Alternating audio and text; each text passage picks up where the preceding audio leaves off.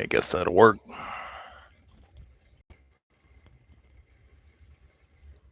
think I'm live.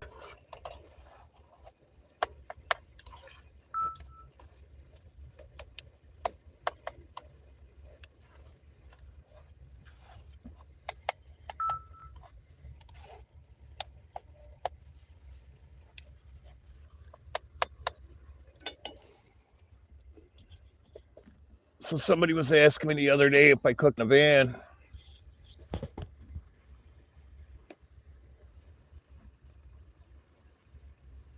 And I do. I'm making sloppy joes right now. I don't know if I'm live or not. Nobody's in here. That's all right.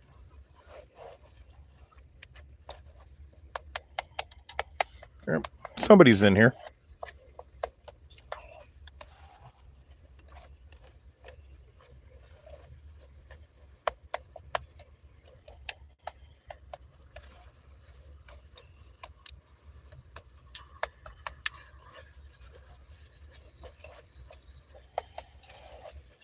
I'm browning this meat right now. I'm making sloppy joes. I've been cooking this, but so if it's like if I change gears in like 2 seconds, don't think that I'm eating raw meat.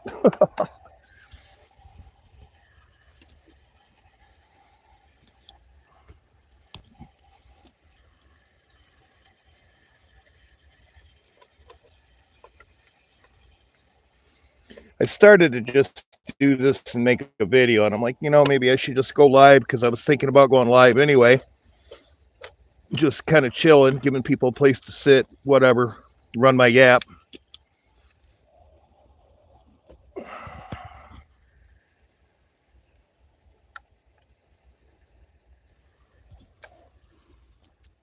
Good stuff. You guys probably don't want to look at this can.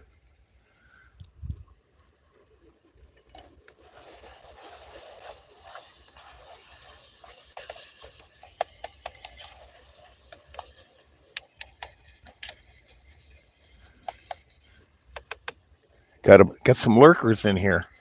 Oh, nobody's. Wait. Yeah, okay, I can see some people in here.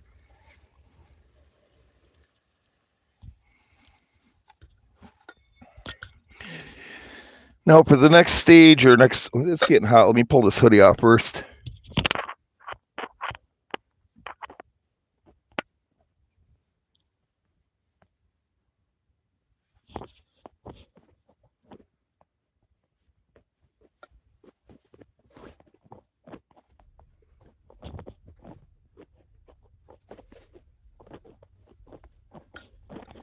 Now for the next phase of this operation, I've prepared a milk jug because I got to get rid of this grease out of this hamburger meat.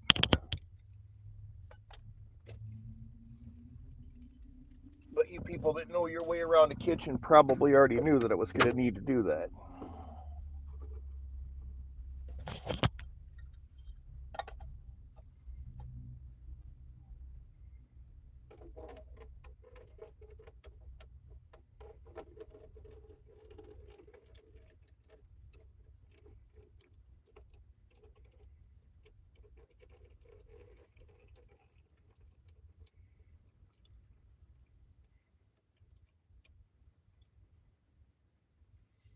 Terry Meek's lurking.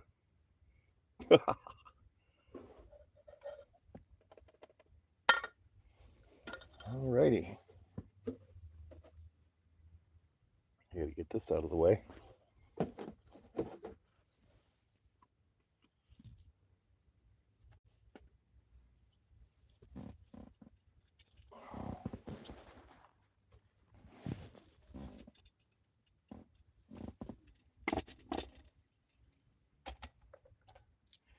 I don't like it real soupy, so I don't use all of this.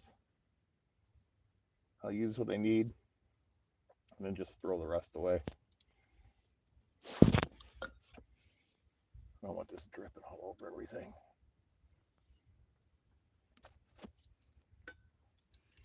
So, get some of this mixed in and fired up. Y'all having fun on a Saturday night? I haven't eaten this in a while. I actually bought this because I remember Kat making fun of Manwich like it was something bad or something, or like it was not bougie food. But I like it. That's why my mouth's watering. That and I'm hungry.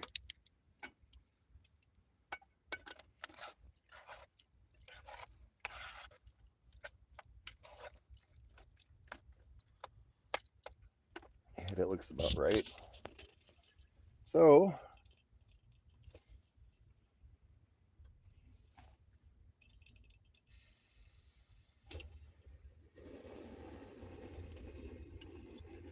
we're almost there, baby.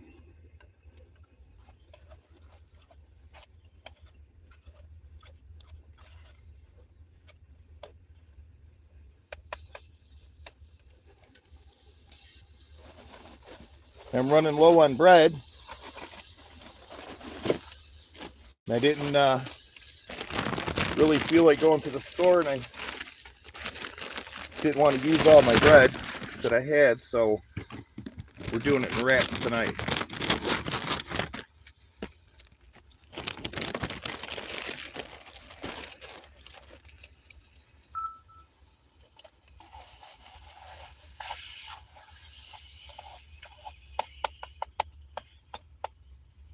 Give it a little taste. A little bit more sauce.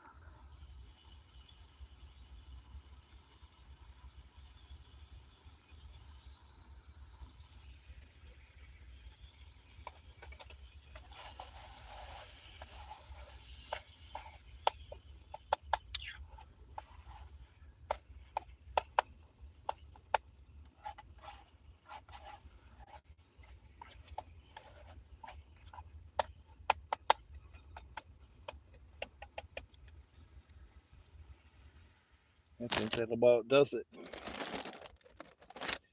And we bust out the wrap. I got a thing for white cheddar cheese, or white American cheese. We're gonna throw some white American cheese on there.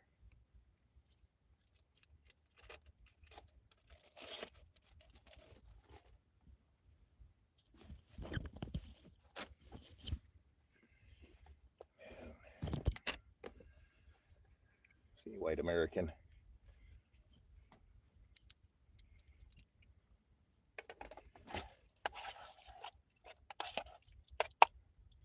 This cheese is melting, it'll be all yummy.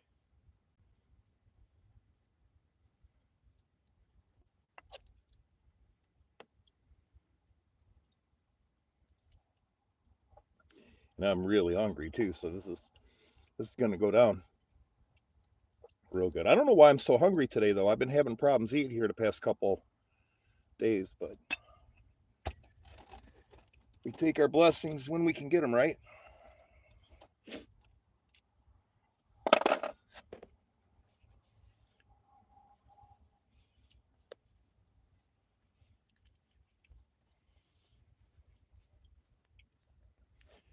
Then I'm gonna mute myself for a minute so I can scarf this down because I'm hungry.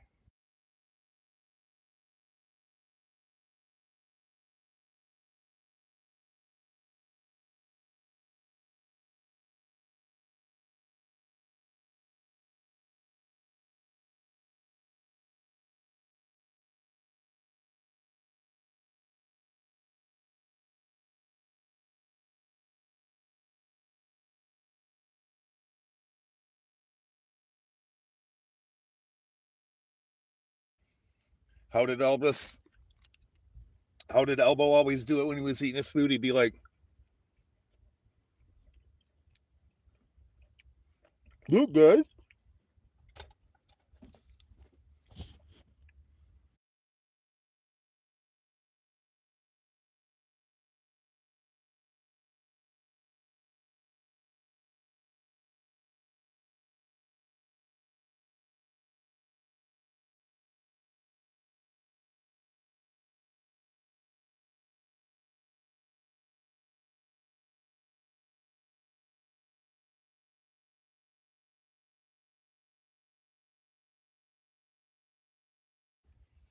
It's pretty damn good. Excuse me. That's pretty damn good with white American cheese. I've never done it with that before. The other thing too is I eat over the pot. We got plates and shit, but I eat over the pot, so if something drips out, it's no big deal because I'm going to clean the pot when I get through anyway.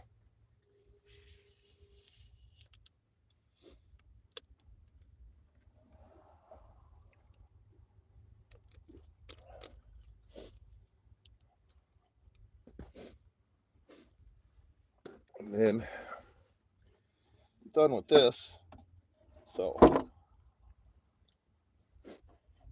I'll put that in the milk jug with the grease. And here's a garbage can nearby. I'll take the garbage out and I'll throw that out in a little while before I go to sleep. Let me finish eating real quick.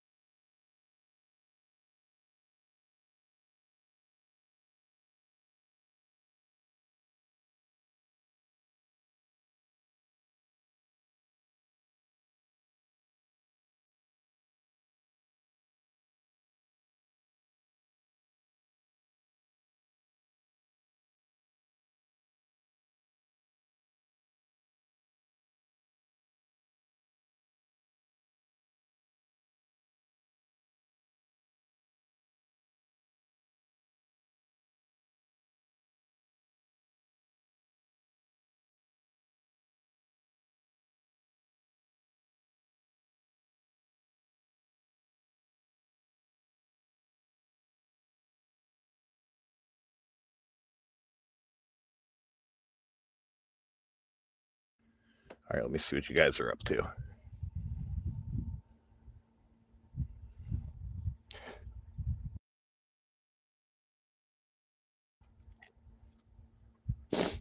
We see you.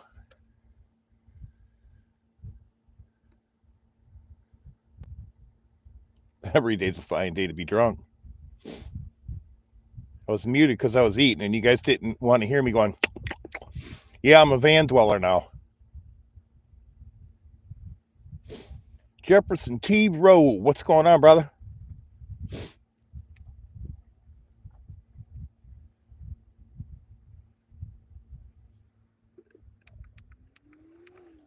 All right.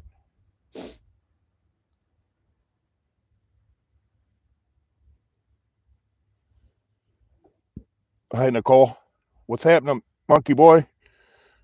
Yeah, I know. I'm sideways. I was cooking.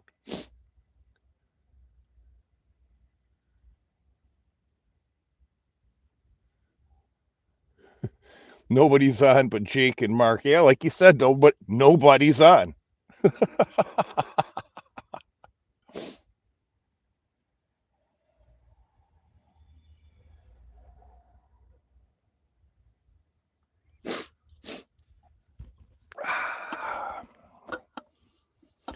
Yeah, so I got this cooking thing pretty much down.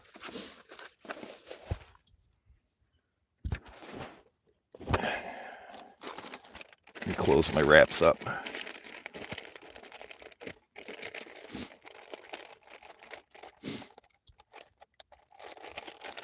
All right. And then I got cherry pie for dessert. Alrighty, let me get rid of this so I can roll me a cigarette.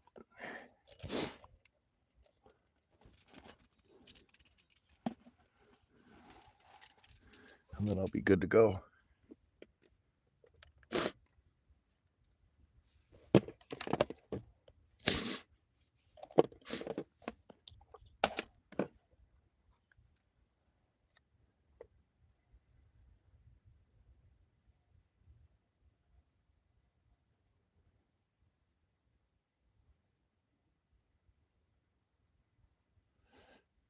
Jake watched you ever since you let the shotguns roll. Who are you talking to?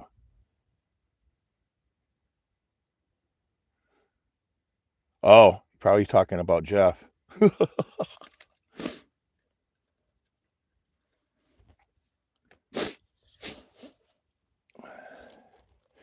I'm glad you came around, Jeff. Actually, Jeff, if you're on X, man, send me a message or something so I can get a hold of you.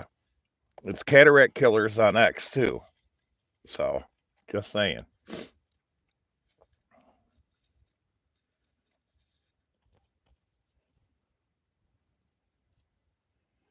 Yeah, happy Easter, Terry. Thanks for coming out. Sweet dreams. And if you'll just go to my band page, can I drop your link? Yeah, if you want.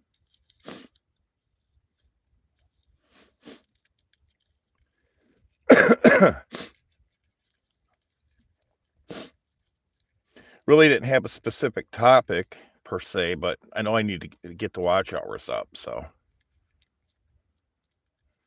figured I'd burn a little time off doing a little cooking. And trust me, I'm going to be eating all that food tonight before I go to bed.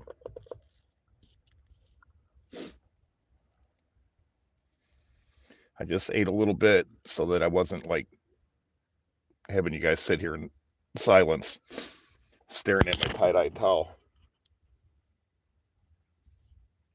This reminds me of Amanda May rolling cigarettes in his van. Will you be doing scratch offs next? Yeah, if you're paying for them. What's up, Joe King? I'm growing some cameo seeds right now. Yeah, I got some seeds from her too, but I'm not growing them. But I'm hanging on to them.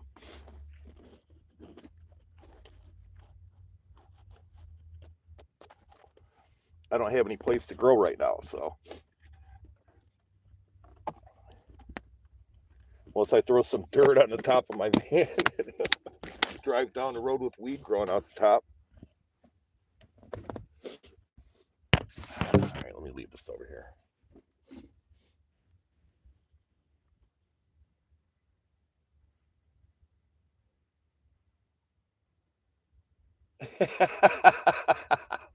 Damn, Hainer.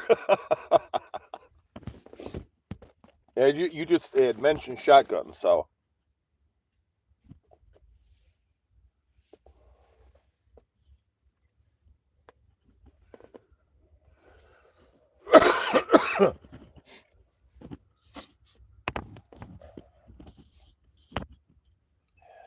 But you guys got a nice view of the roof of my van, at least.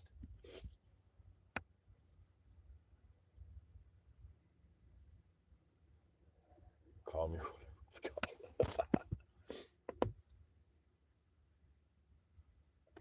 And of course, Mark's going to be live, and Jake too. I mean, what else have they got going on? They never leave their fucking houses. Mark more so. Well, the only time Mark leaves his house is when he's out trying to run his van into people.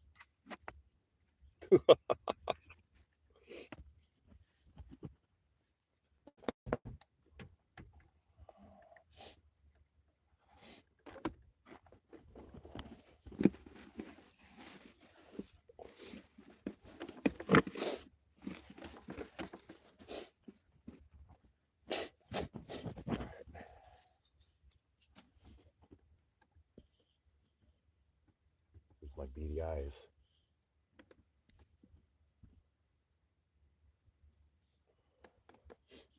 I don't know why my light flickers. It's an LED bulb. I've had it for like a year, and it's got a USB plug thing on it, but sometimes it gets to flickering. But that's all right. I'm down with strobe lights.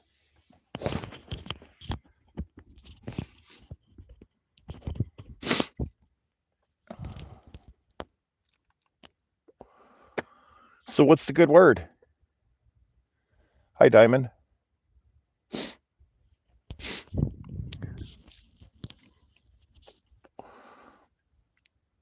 That was good, but you know what? I think I need some coffee now. I might have to make a cup of coffee. I think I might be all right for now. Yeah, it's good to see you, by the way, Joe King.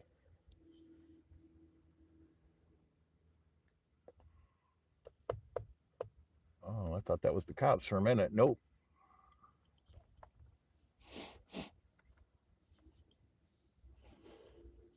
I got a burp.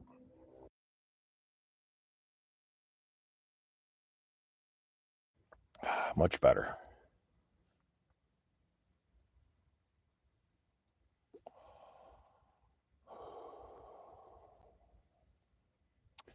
The weather here is absolutely beautiful now.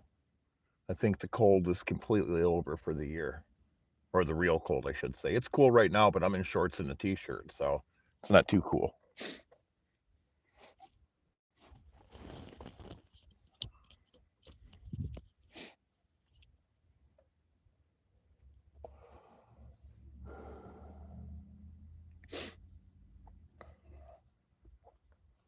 And I can just leave this running if you guys want me to kind of mess with Mark. Of course, I know I won't be pulling numbers off of them because I don't get big numbers. I normally don't stream, but it's the thought that counts, right?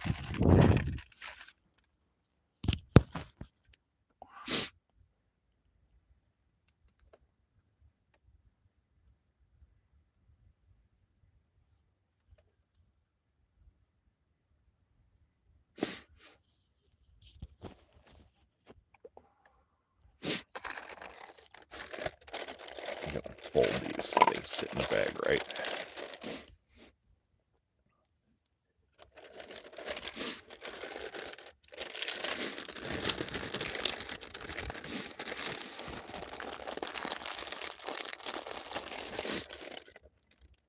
And of course, I got the sniffles.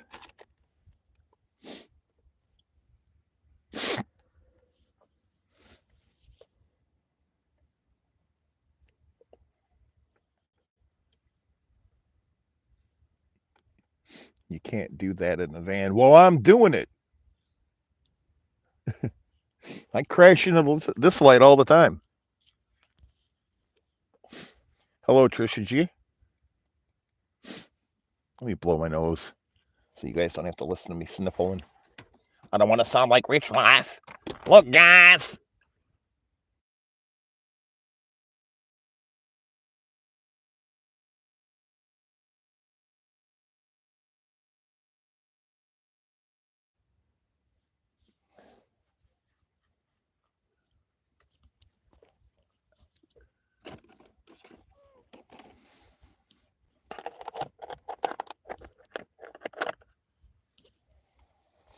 So what's the good word?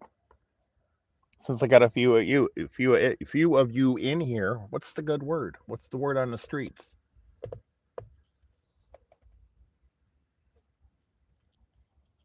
The YouTube streets. Glad you're going live more often. Yeah, I'm gonna start streaming a lot more.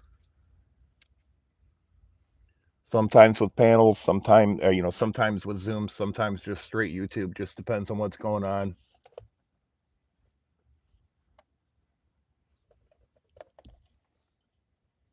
We need truth.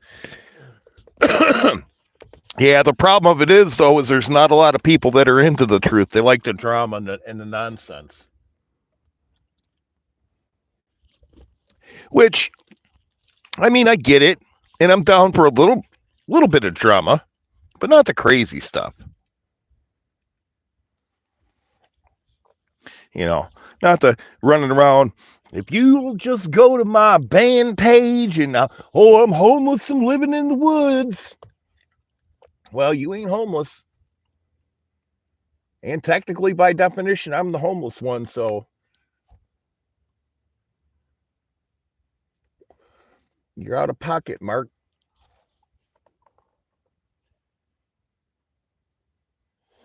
I've been watching the paranormal, trying to take over.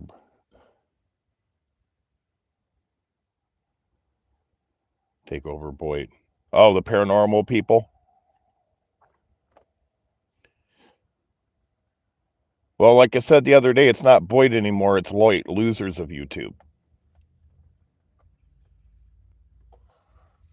Yeah, go over there and drop my link in Mark's chat. That'll get them all riled up. Probably won't be a lot of people that'll come over here, but I'll leave this thing running if you guys want to side chat, even if I ain't got nothing to say.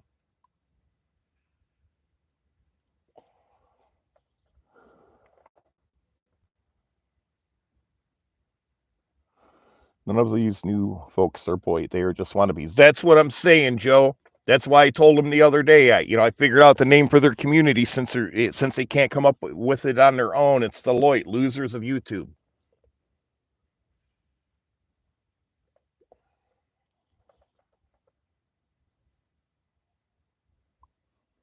Mark has most of my Joe King names banned. Yeah, I'm sure he does.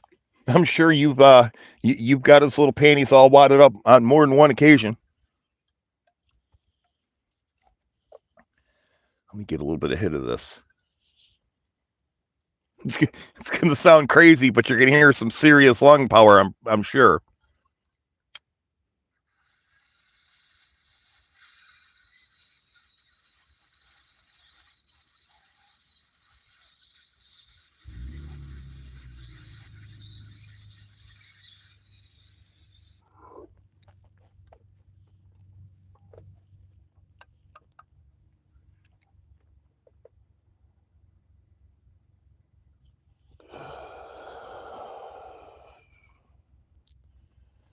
That was kind of not too big of a hit. It's a little bit of a dud, but that's all right. It'll work.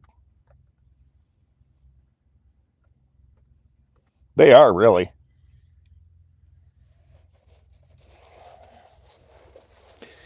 Can't stand somebody that just runs their mouth with bullshit, and that's all that comes out of their mouth is bullshit, and then they call themselves a content creator. No, that's not content, dude. Sitting on your channel scamming, telling lies and stuff like that. That's not content.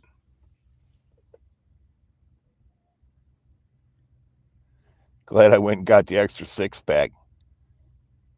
Yeah, there you go.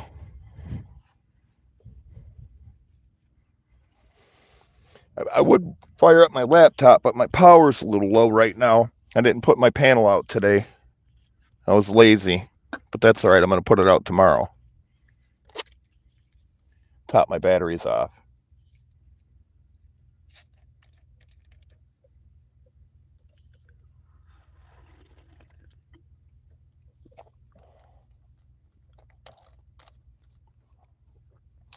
Well, an extra 6-pack means you got at least 12 beers, right? 12 beers, I'd be drunker than shit.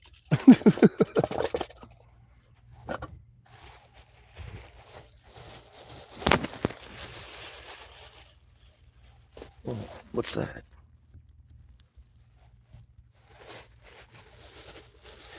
Sorry about all the noise, but I like to keep things organized and put away, so it's my OCD.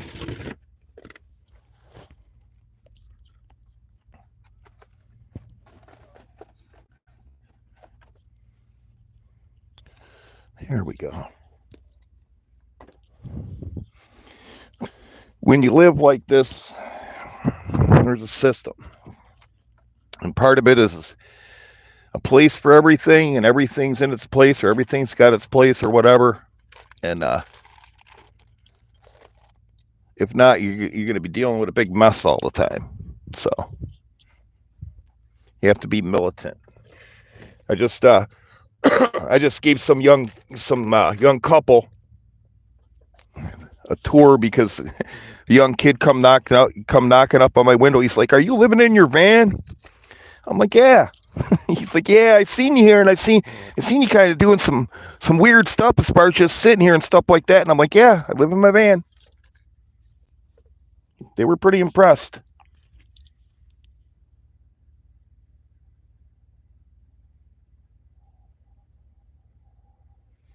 I think the secret to Boyd is being to yell at 20 different names in 5 minutes. Yeah, I can do that too.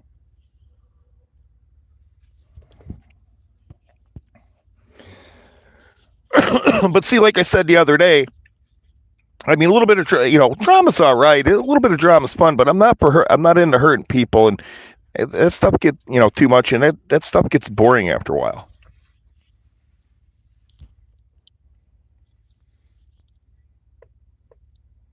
What is this?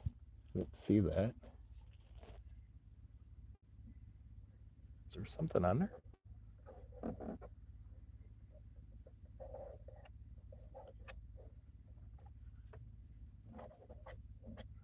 Oh. There's nothing on there. It just looks weird.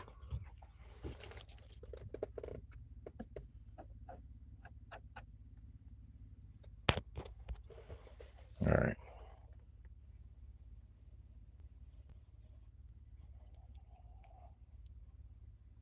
What's happening? Little Miss Lori Green, glad to see you. There's a whole bunch of you I'd like to see coming around more. I'd like to see you coming around. I'd like to see Art, Celeste, Barbie Pena, Jeff, but Jeff's here.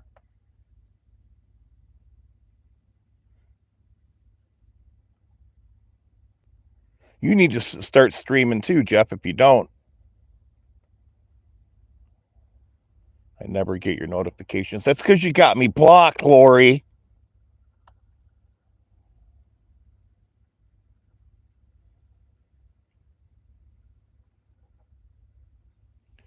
What's your agenda for the channel? My agenda is look, this is what I want to do. I kind of explained it, the other day, but it's kind of, all over the map. But this is what I want to do. Back in the day in the Boyd, and some of the people that were involved with my channel came from the beauty community.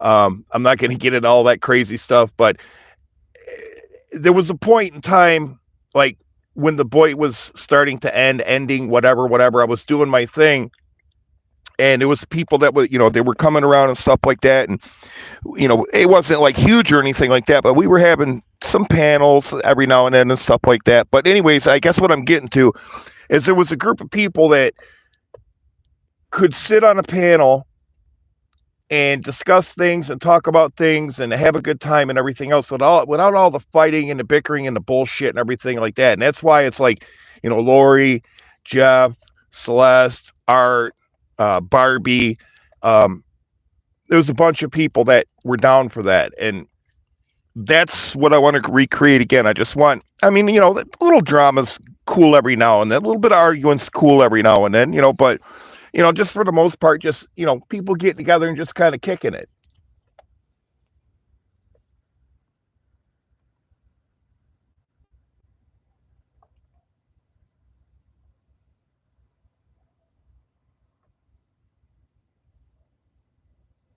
And then we got the King Boyd troll in here. We got Joe King. So, and the thing of it is, I'd like to see some of the Boyd trolls come back too. But there's a bunch of people like Amanda. It'd be kick ass if Amanda came back, but I don't think that would happen. I tried to contact Brian on Facebook back a while ago, and he never responded. But I just, some of the old people from back in the day just getting together and just kicking it, There's, very, very interesting stuff. Like Lori and Celeste, I don't know if they still are or not, but they were big into the adult coloring, and both of them were wicked good at it. And if they're still doing it, I'm sure they're like beyond wicked good now. And then Jeff, I'm seeing Jeff knows a hell of a lot about coins.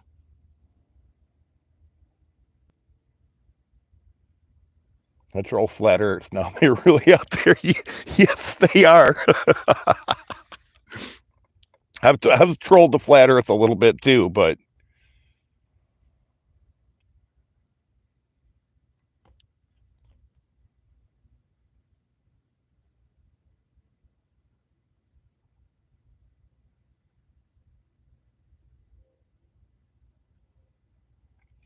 yeah, it would be a good time.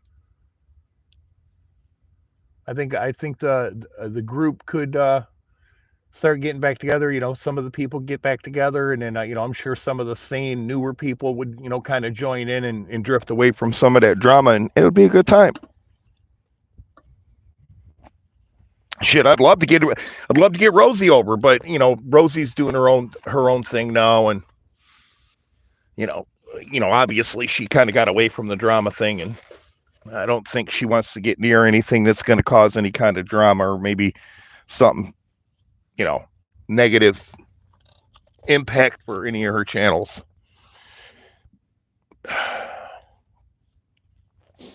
So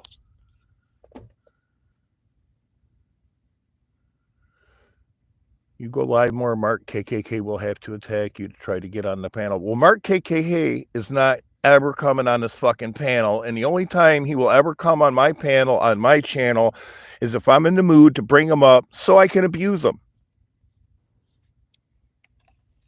And you can put that on the board. Yeah, Rosie detransitioned.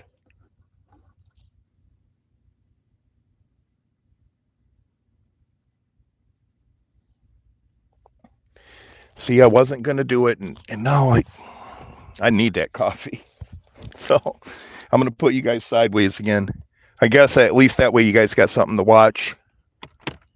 You can see what I'm doing.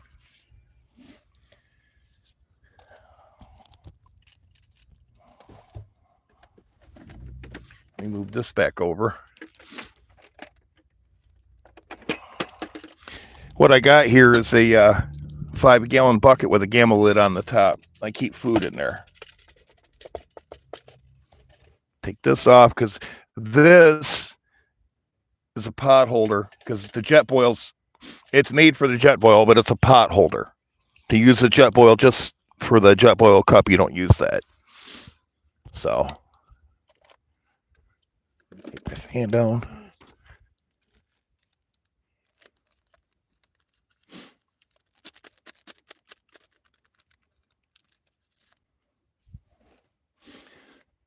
Like I said, I got this down.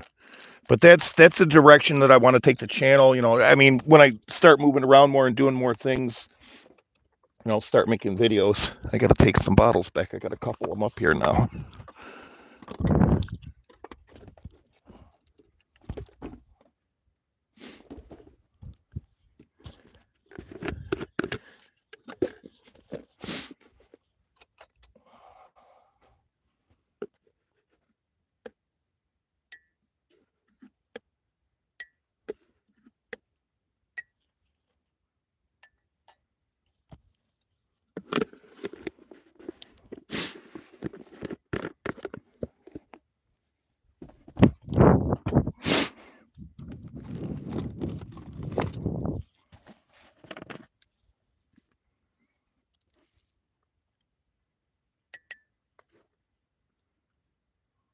Yeah, a little bit more.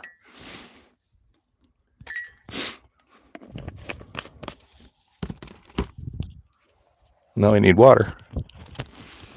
So we go over to the west wing of the estate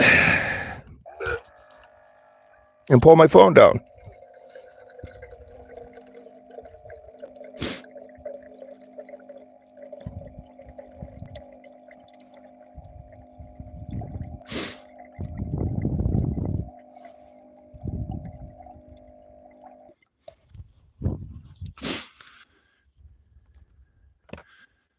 There we go.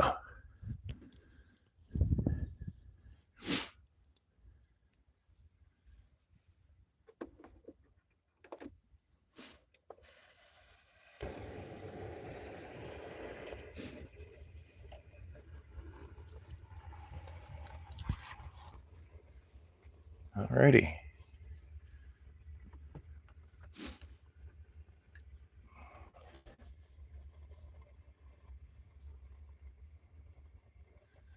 He wants us to buy him some scratch offs.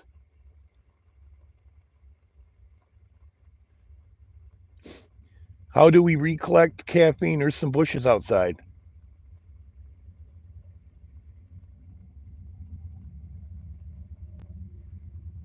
Yeah, I'm a van lifer, Lori. I've been living in a van for just over a year now.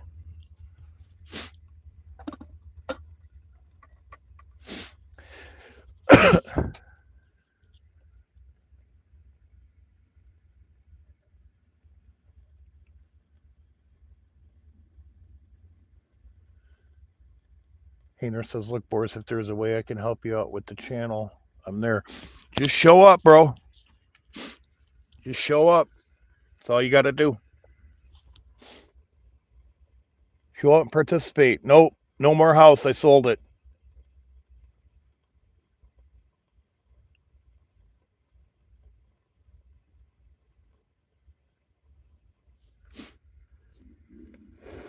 I was wondering why that wasn't boiling.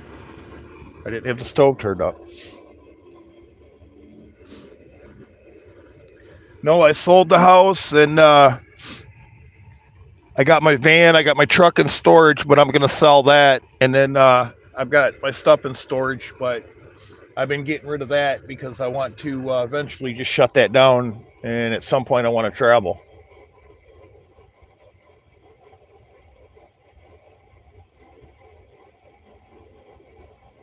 Oh, it's great. Listen, I mean, I got a roof box on the top. Once I get the money, I'm gonna buy a roof rack, and then I'm gonna buy 4 wireless cameras, security cameras, outdoor security cameras, and I'm gonna mount on the roof rack on each side, front and back, and then that way, if I want to, I can sit inside with and they'll be motion sensitive, so I can sit inside, and if somebody comes near the van, it'll let me know, and I can see them on the cameras.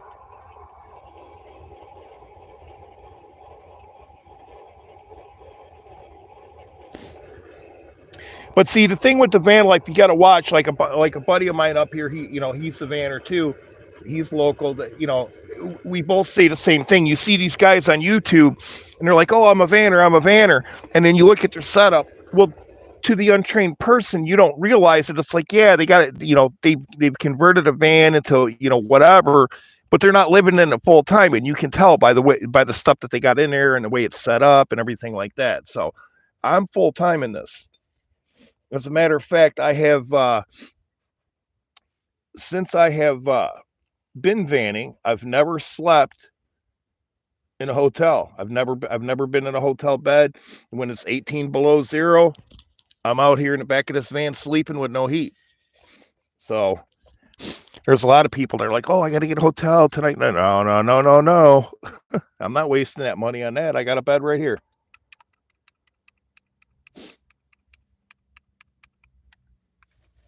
So as you can see, that coffee's hotter than snot because you see the steam coming off of it.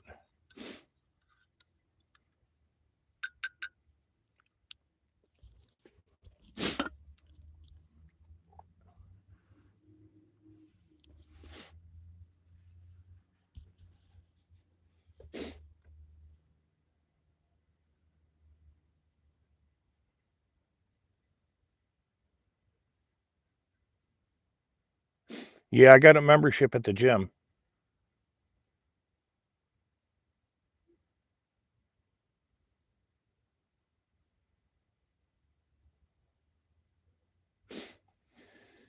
What about during the summer having to keep it cool? Does having mosquitoes and whatnot? Well, here's the deal with that. Sometimes it gets hotter than a bitch, but there's ways to deal with that, obviously. And then obviously I have air conditioning. If I want to be Daddy Warbucks, I can. And I've done it before. I mean, I can sit here and idle this bitch for a couple hours with the air running. But what I did, I think I can get it right here. I made screens for the bugs that I spray myself with bug spray and stuff like that. But I made screens. I bought a roll of screen. Let me move this out of the way so I can show you. I bought a roll of screen and I made screens to go over my windows. So if I want to, I can roll my windows down. And well, obviously in the heat I have to, but roll my windows down and then throw the screens on, so the bugs can't get me. Let me move this and I'll show you.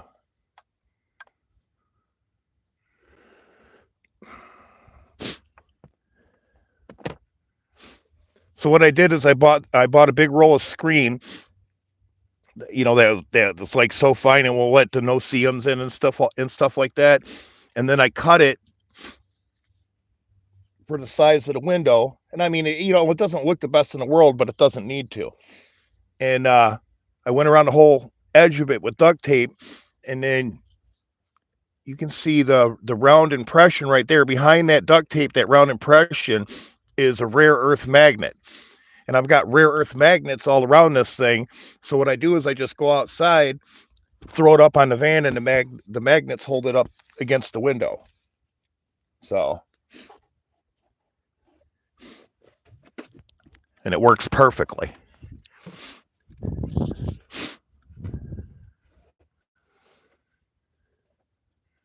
right, let me get back like this.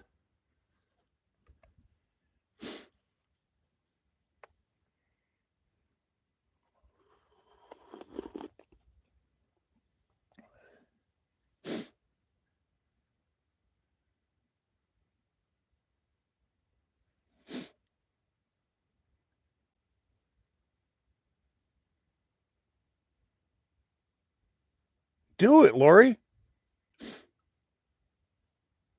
I'm telling you, do it. If you need help, contact me. I'll tell you exactly what you need, what you need, what to buy, everything like that. Do it up. Listen, I'm just in a little minivan. I'm in a Dodge Grand Caravan RT, but get yourself a Sprinter van. You'll have plenty of room.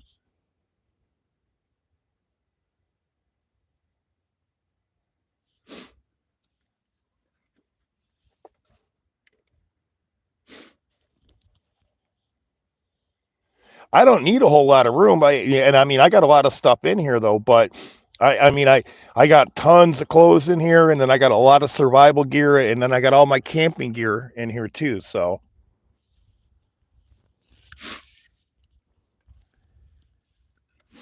let me take this lid off and I'll show you. I'm doing good. I got a whole bucket full of food. What am I looking at? Yeah. I got a whole bucket full of food. That's all my canned food and some spices.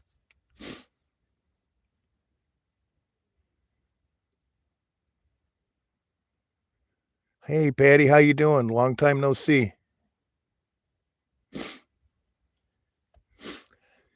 So is the Walmart bag the best and strongest bag for the poo bag? I don't know, dude. I don't poop in a bag. I go in a bathroom like humans do.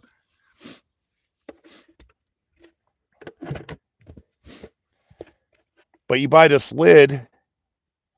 Just go on YouTube and look up Gamma Lid, and you'll see what it is. It's just a lid that they make for 5-gallon buckets. So the 5-gallon bucket, it doubles as a food storage.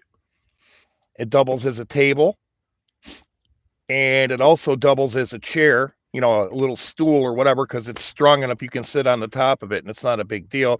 And then if I absolutely had no other choice and it was an emergency situation and I needed to do that, I've got those contractor bags that are real thick that I could put in there and set it up and do my thing. But I'm telling you, I don't do that stuff. And I'll tell you why. And all them vanners out there that buy those toilets and stuff like that, those little portable toilets and everything. Listen, man, when you do that in there, it don't smell good. And even if you get rid of it right away, you still got to deal with it. And as far as it not smelling good. So the thing of it is it's like, no, just be mindful of yourself and make sure if you have to go to the bathroom, there's a place that you can go. So there's usually always a bathroom near me that's open 24 hours.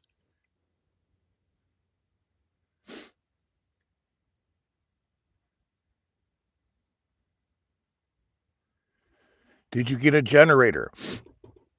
Yeah, actually, but it's not a combustion generator. I've got a solar generator. I've got a 500 watt hour Jackery and a 100 watt solar panel. If you were going to do it, I would recommend getting more than that. But that's something I can go into at a later date. But I'm a little bit underpowered. I really need a bigger Jackery. The next size up is what I need, and I need another solar panel. But the thing of it is I make it work because, like I said, this is a Dodge Grand Caravan RT. It's got a built-in inverter in the back, so I can charge off of my solar panel, or I can use the battery in the van via the inverter to charge the Jackery, or run, because it's like a 115 plug back here too. So I got a couple of different ways that I can charge. So I manage it so that I can do it, because I do have a refrigerator in here. So, and that does draw a little bit of power.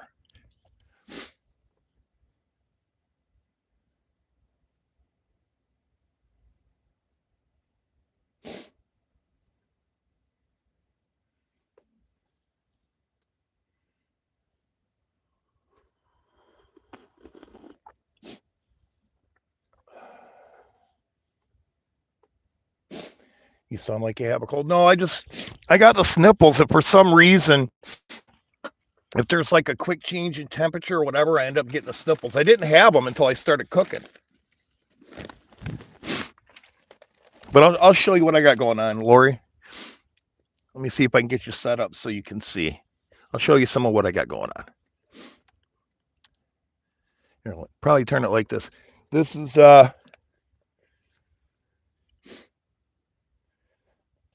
the up front up here. This tie-dyed curtain. This isn't a curtain, it's a towel. And then on the other side of the tie-dye is a black towel. So when you walk by the front of the van, you can't tell that anything's going on in here. And this thing right here, I've got hanging this metal bar. Everything hangs off of it. And then see, I can't tell what you can see. Yeah, you can see that. This right here is just like my odds and ends bin for like kitchen stuff. I've got a bowl, some coffee creamer, a little bit of bread, some snacks if I wanted to have something. That's what that is. Then in here is clothes. This is just t-shirts in here. So there's probably about 20 t-shirts in there. You see them, they're all folded up.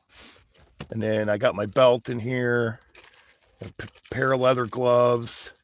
That's just shirts and belts. And then down underneath the bed, I've got a like a Craftsman toolbox. That's like a dresser. It holds 8 pairs of jeans. And then for my bed, I have a camping cot.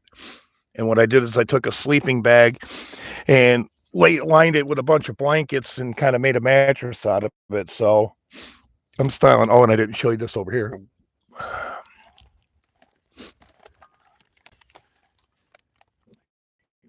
Is that it? There's my power station. Oh.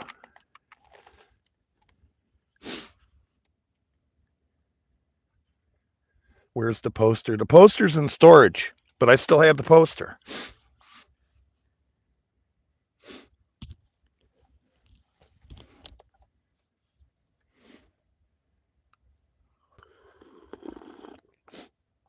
Oh, and then like this right here, I got my paper towel, and then this is like spices and Splenda, and this is just kind of like junk over here. So it works.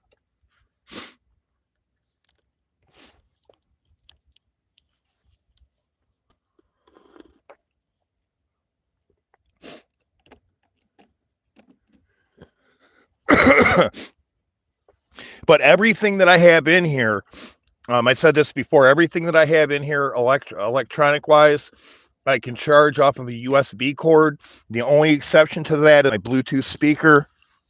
That I have to plug into a 115 outlet, but I have a 115 outlet on my power station, and like I said, the inverter in the van also has a 115 outlet. So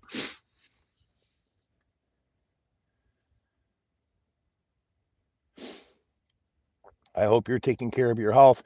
Yes, it's been a long road. How have I been feeling? In all honesty, I've been feeling kind of shitty the past couple of days.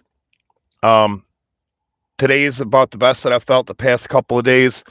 I was struggling for a while with the health, and I couldn't figure out what was going on. I won't get into specific detail, but the long and the short of it is none of these doctors figured it out. I ended up kind of figuring it out on my own. What was happening is my body, for some reason, makes too much acid.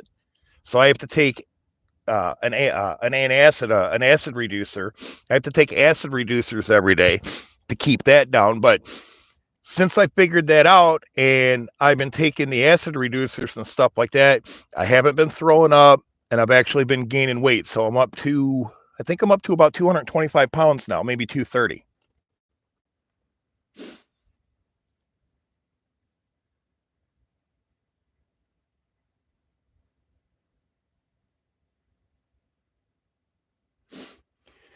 It's with the channel, it's going to kind of be a hodgepodge mixture of everything. I mean, van life, cooking, doing whatever, trash and Mark on occasion. uh, just getting together with people and having fun and stuff like that. Just, I don't know, I guess kind of a variety channel.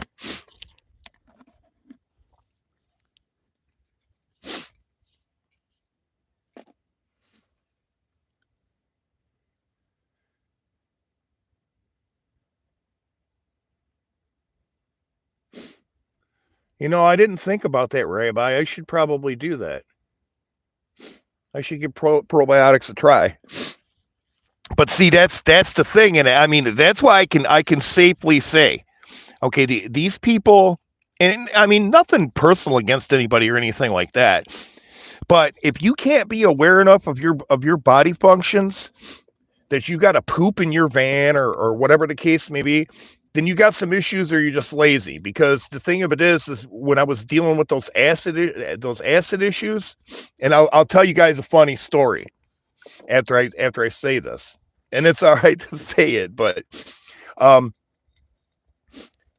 if you can't regulate, if you can't like know when you're going to have to poop and stuff like that, then I don't know what to tell you. Because when I first came out here, I mean, I had to stay close to a bathroom at night. There was no getting around it, because what was going on is it's like when I went to sleep or whatever, and it was, if I woke up and if I moved, it was like, I got to go to, you got that urge. Okay, I got to go to the bathroom. And it was like, I got to go to the bathroom like 10 minutes ago.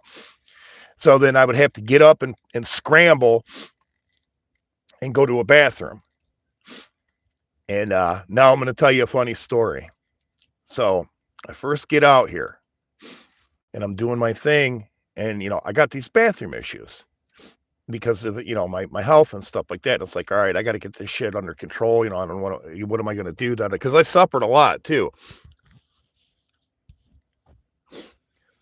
I woke up in the middle of the night. I was sleeping at this Walmart's, and I woke up in the middle of the night, and I had to go to the bathroom, and I had to go bad. And I didn't know about this one bathroom that was nearby. I'm like, oh my God, what am I going to do? What am I going to do?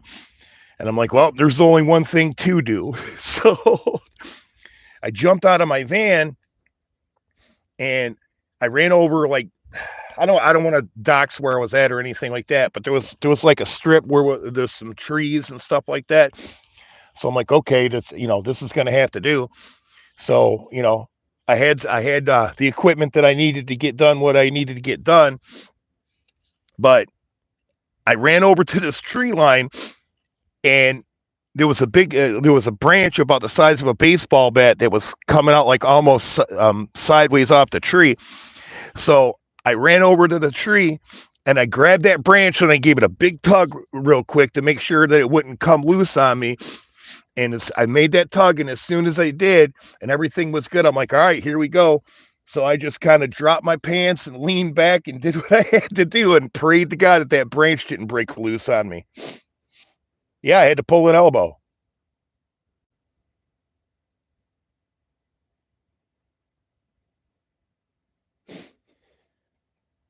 But I got the job done. So, but I've never had to do that again. And now, now that I've figured out what's going on, I take an acid reducer every day, and I don't have that problem anymore. Just hope you ain't got colon cancer. No, I don't. I mean, I've had a colonoscopy and stuff like that. Really, literally, what it is my body's just making too much acid.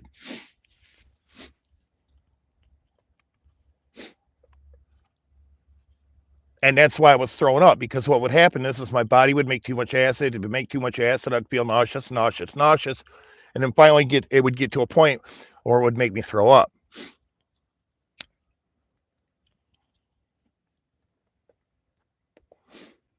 Yeah, you got to do what you got to do, and there was no way I was going to make a mess. And at the time, it was before I bought my van, so I was set up in the back of my truck. Um, at that time I was looking for a van, but I was like, there's no way I'm gonna make any mess on me or in my van or anything like that. It's like I just had to pray that nobody's seen me. Somebody could have seen me or whatever, but I just had to pray that everything went all right and I didn't get busted, and it worked.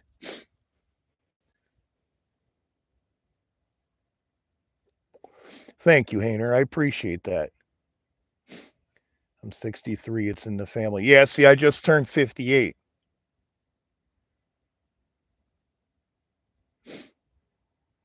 Lots of acid. You need to drink lots of water. It has to run out sometime.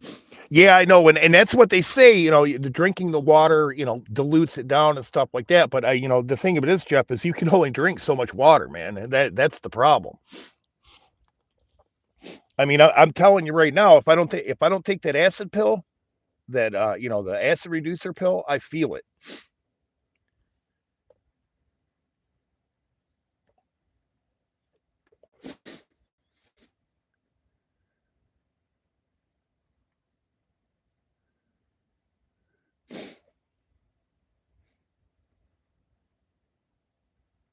Have they ever tested you for? No, I don't know. I don't think so. They did all kinds of stuff. I mean, I went out to Ann Arbor and they did uh like a CAT scan of my abdomen. I mean, I've been scanned tons and tons of times, and they colonoscopy and all that, and where they go down your throat and everything else. But see, um, I'm doing a lot better because when I first started out, when I first came out here, I came out here with that going on, and then I had an ulcer in my stomach, an ulcer in my esophagus, and an ulcer in my intestine. So I had all that going on at the same time when I first came out here. But now, I'm doing. I mean, I'm not like 100% per se, but I'm doing a lot better than I was before.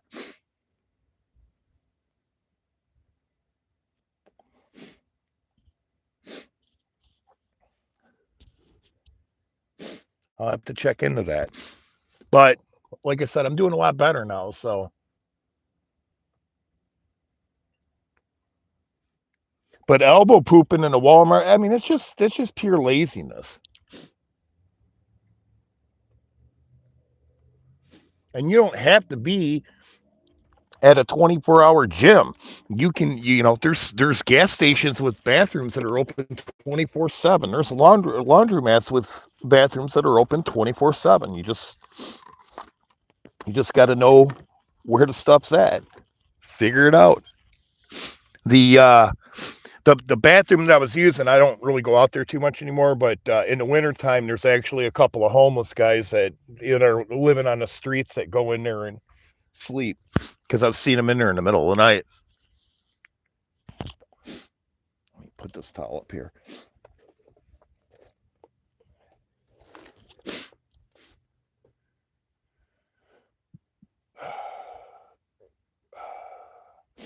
See, it's like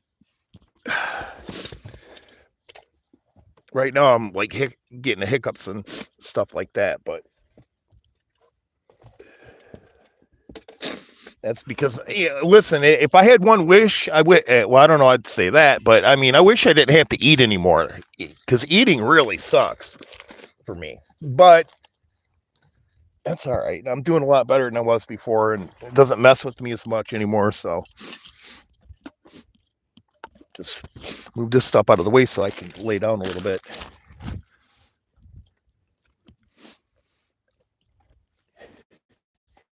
Yeah, everybody likes Trash and Mark. If you just go to his band page.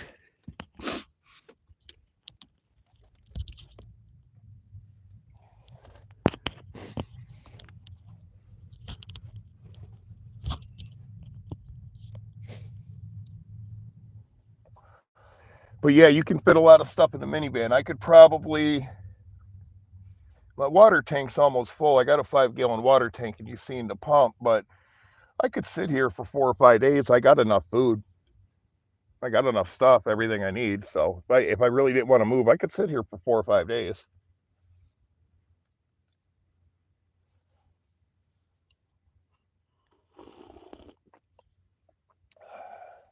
Let me put you guys where I can see what's going on.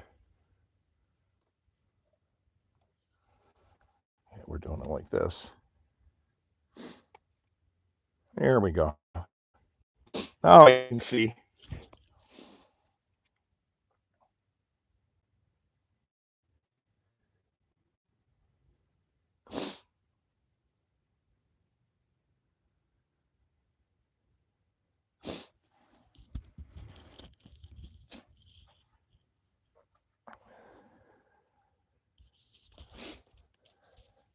But yeah, it's quite cozy in here, so.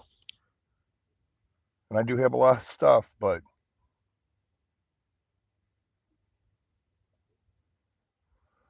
I hear somebody out there.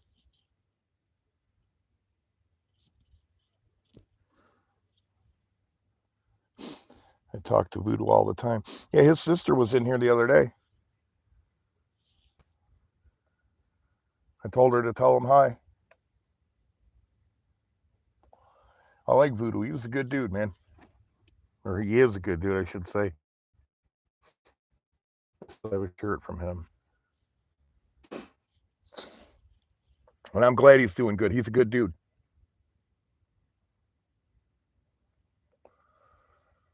Let me put this so I can.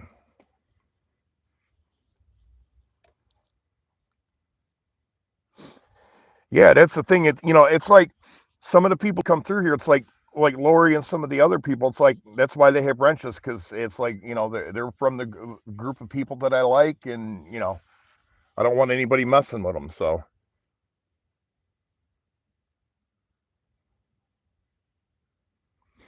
the big question is if Dave is dead. I think he's dead. I think he's dead. And Waffles, anytime you say these, like, he's not dead. I know for a fact he's not dead. I know for a fact he's not dead. And I'm like, okay, Waffles, and how do you know that he's not dead? What's your proof that he's not dead? Have you talked to him? Have you seen him?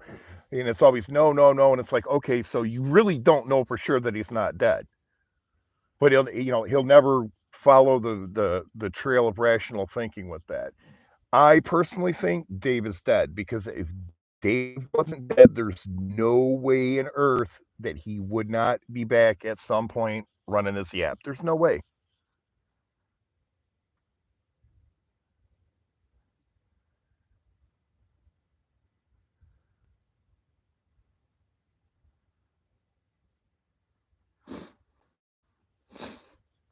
Well, see, that's the other thing too, Lori, with the diabetes and everything. After me getting sick and going through what I went through and everything, I'm like, I'm technically I'm really not even a diabetic anymore. They don't have me on insulin. They don't even have me on metformin, because I lost so much weight. You got to keep in mind, I lost a third of my body weight when I got sick. And what do they say for diabetes? The best thing is diet and exercise. Well, I did it the hard way, but I did it.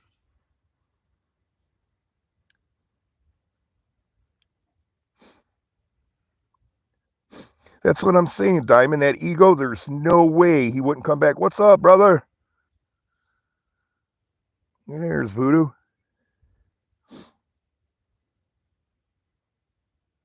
Here we go. You should be blue now, Voodoo.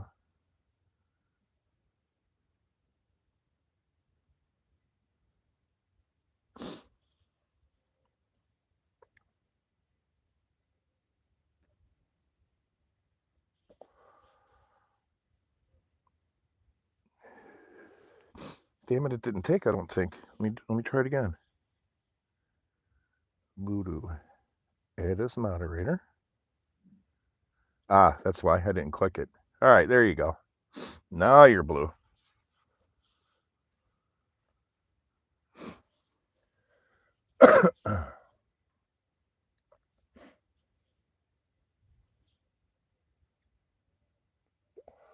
So my money is Dave is dead.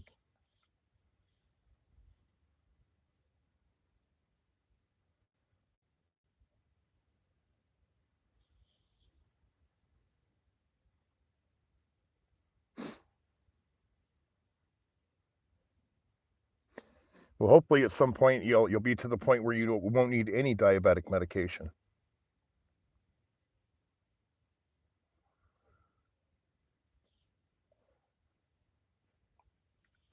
But yeah, Lori, if that's something that you like and you're into and stuff like that, as far as the vanning goes, and you want to pursue it, I'll help you out. So I can tell you what to get, what not to get, and how to use it, so you won't have to spend tons of money and everything else. Because virtually everything that I've done in here and got in here as far as the van life goes and everything else, I've researched it. So it's even like with the power thing. I've got my power station, but beyond that, my fan doubles as a charging brick. My Bluetooth speaker doubles as a charging brick. I've got the jump box, and if I need to jump myself off, and that also doubles as a charging brick. And then I've got charging bricks on top of that. So I mean, I've got power on top of power, and then I've got battery powered lighting on top of it. So it's like I've got backups and then backups to the backups for the most part.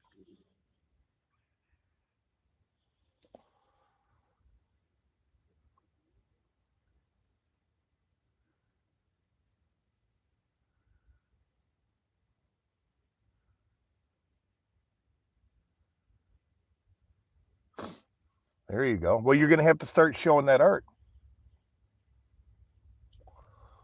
I got to look at your channel.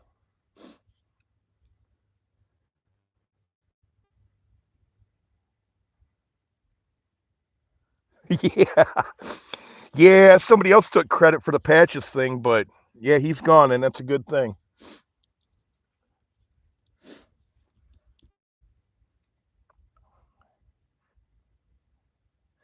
I'll tell you what, Lori, I came real close to buying a set of them real expensive colored pencils too.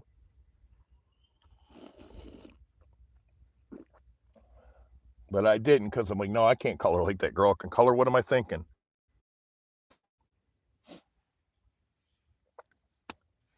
But yeah, my bed in the back, it's big enough I can completely stretch out, and I'm 6'4", and I know Lori's a little shit, so anything she gets, she'll be able to sleep in.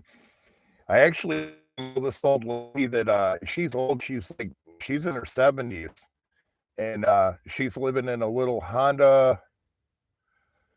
Oh, I can't think of the model of it. It's a little Honda. It's those little Hondas, those like SUV looking things that are real square in the back, real small. But she's little, and she lives in one of those. But she doesn't have it all decked out though. Here's here's the thing, because I stay local, a lot of the people that I run into, it's like people that are like kind of down and out and living in their car and stuff like that. None of them have the amenities that I have. So it's kind of like I really don't. I mean, I know them and I talk to them stuff, but the thing of it is there's not a whole lot of there's not a whole lot in common per se, because they're just sitting there feeling sorry for themselves and blah blah blah and everything else, and it's like they don't have what I have, but it's because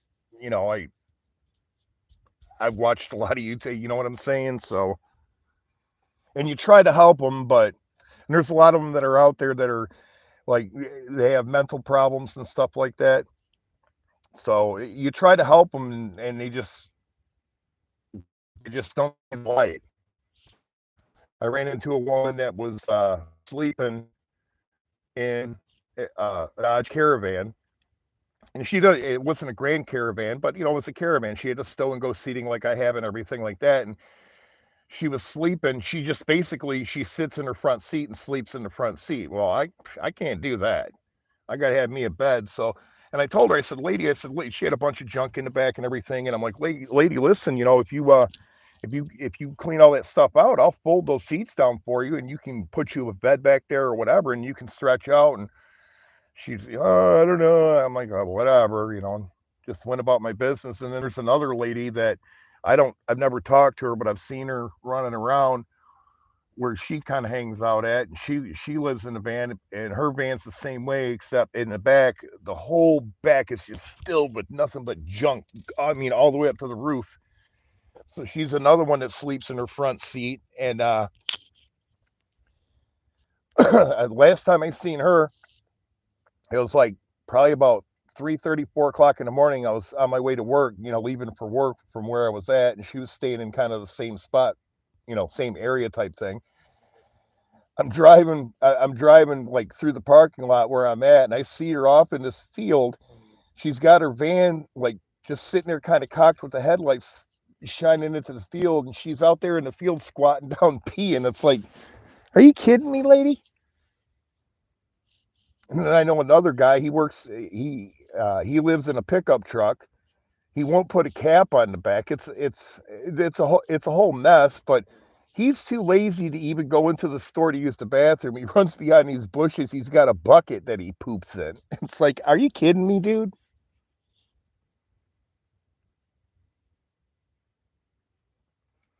Hi, Oda.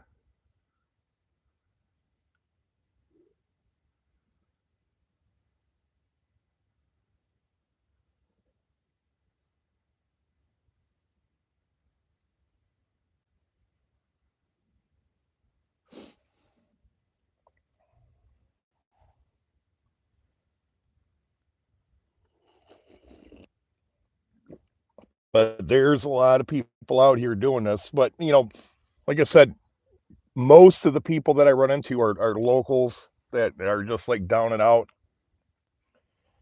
But there's been times like when I've been in a, posted up in a parking lot where there's been like 12. I've counted, because when you start staying places frequently, you start knowing who's doing it and who's not, because you see the same people, and sometimes you see them doing stuff that you're doing, blah blah blah. But I've been in parking lots where there's been like 10, 12 of us every night. So, but for the most part, I kind of stick to myself because, like I said, a lot of these people have mental illnesses, and they're just down and out. We call them down and outers. They're just people that are sitting there feeling sorry for themselves. And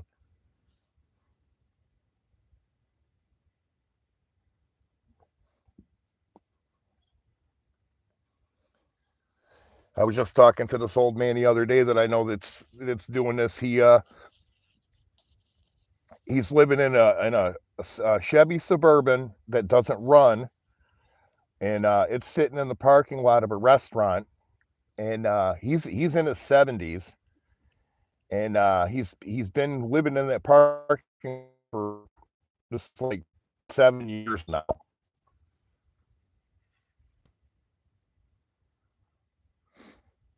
I'm staying local right now. I want to get to a point I want to travel.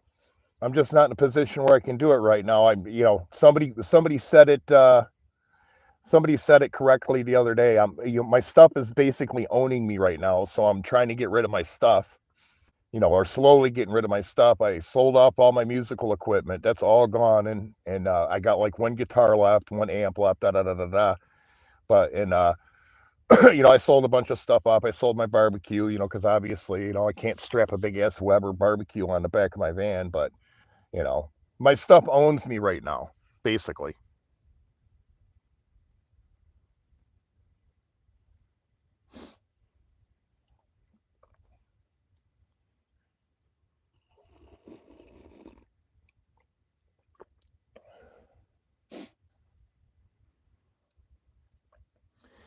But I do want to travel. Actually, I want to leave Michigan permanently. To be honest with you, I'm to the point now that it's like I'm done with these freezing ass winters. Because obviously it gets pretty cold doing this.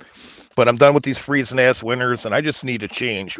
So once I get to a point where I can travel, I think I'm going to leave Michigan for a while, maybe permanently. Who knows?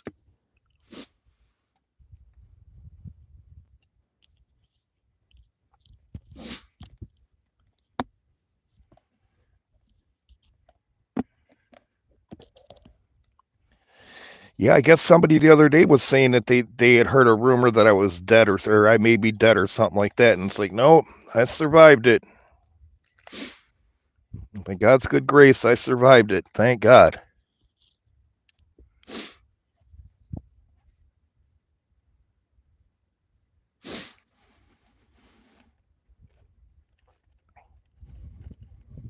Yeah, Jeff, make sure you contact me on X, man. Seriously, Cataract Killers. You don't have to do it like right now, but make sure you get at me on X.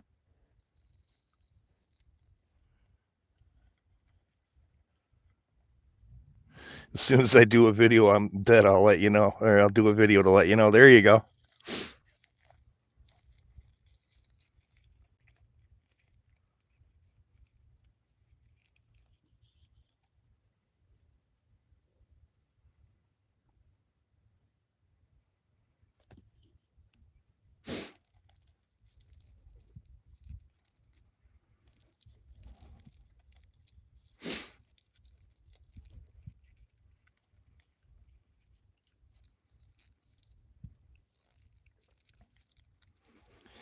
But I see a lot of crazy stuff out here doing this. I seen a couple of dudes almost get into it the other night in a parking lot.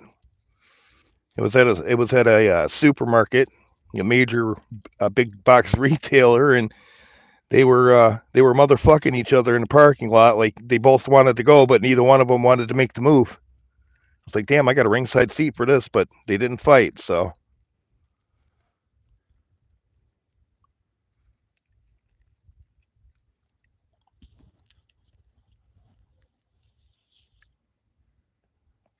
yeah, do that, Jeff. Yeah, I even sold my grow tents. I got rid of a lot of stuff to do this.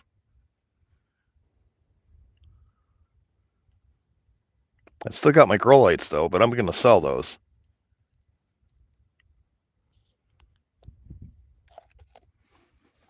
Because the thing of it is I'm paying storage for this shit, and it's like the stuff owns me, and it's like I just, keep my keepsakes, my mementos, and stuff like that. That you can't replace. Get rid of the other shit, and if you need it again, you can rebuy it again. Why pay to keep it?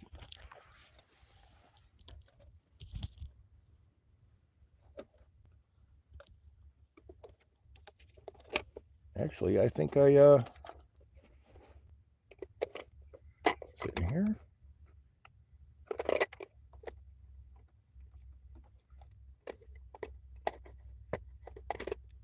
Pull this out so I can see.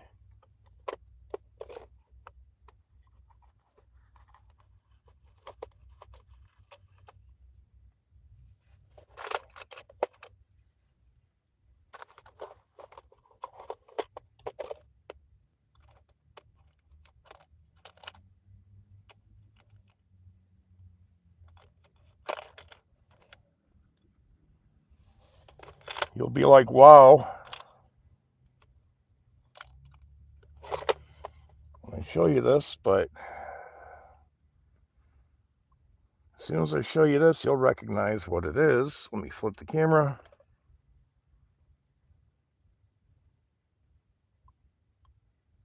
Probably got to put some light on it.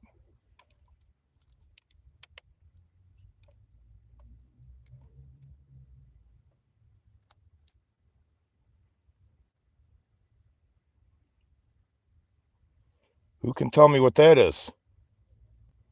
And where I got that from?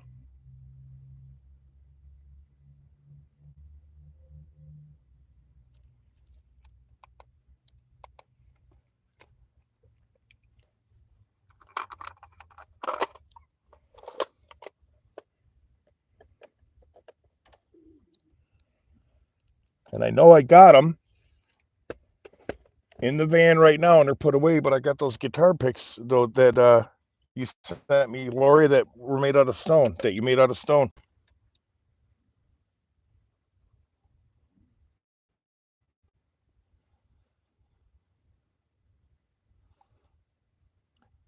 Nope, it's not a wood nickel, and nope, it's not flour money. It's actually the penny that you sent me, Jeff.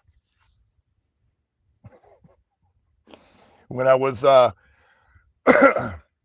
when I was tearing down my office, I was like, okay, there's certain things that I got to make sure I got with me because they mean something to me, and I don't want to lose track of them and everything else. So that penny, those guitar picks, those are in here.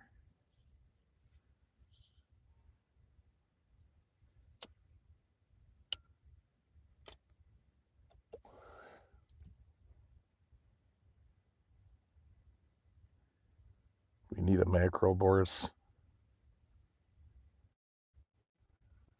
What is a macro, Boris?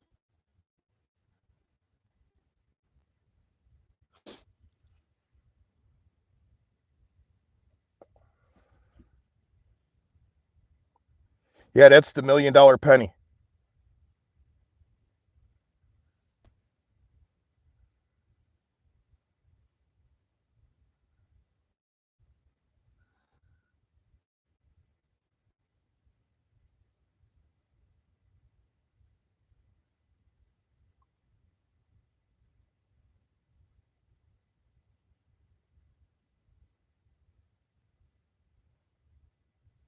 Oh, okay.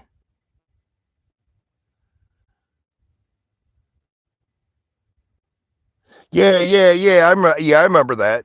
Yeah, but I still got I kept that coin. I'm like, yeah, I was like, damn, man, he sent me a really cool penny and everything like that, and I've always kept track of that penny. When I was in my house, I had it in my rollaway.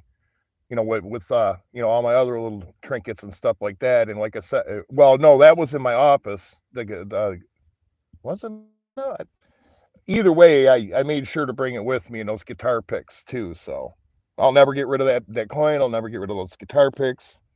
I've got another guitar pick in here. And I got that one. I got this one right here. This is one that Lindy sent me. She probably doesn't think I still have it. She probably thinks I thrown it out or something. This one. So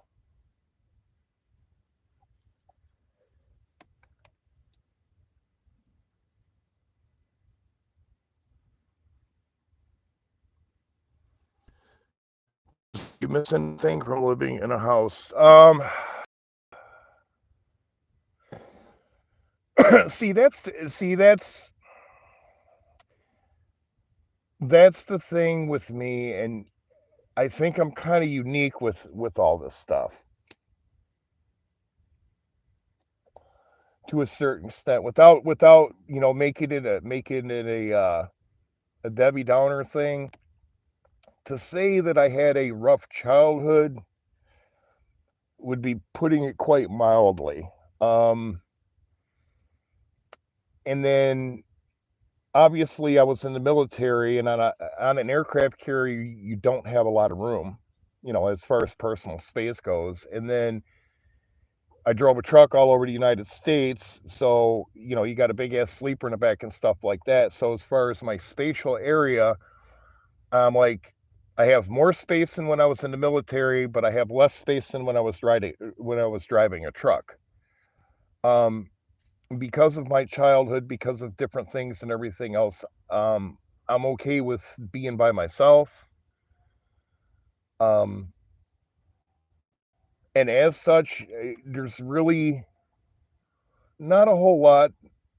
I don't really know that there's anything that I miss, honestly. I mean, um, the pluses, I don't pay an electric bill anymore because my electricity is free. Um, I don't pay a ton of money for water because the only water that I have to buy if I buy water is just drinking water.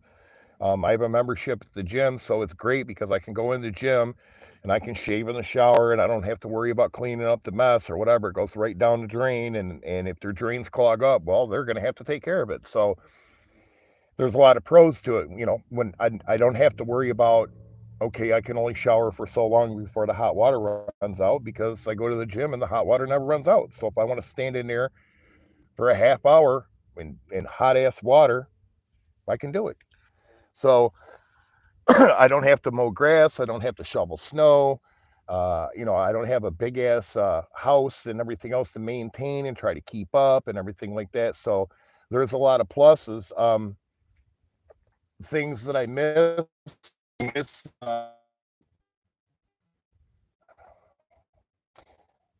I miss. I kind of miss not being able to have an oven. I don't. I mean, I obviously I don't have a four burner stove.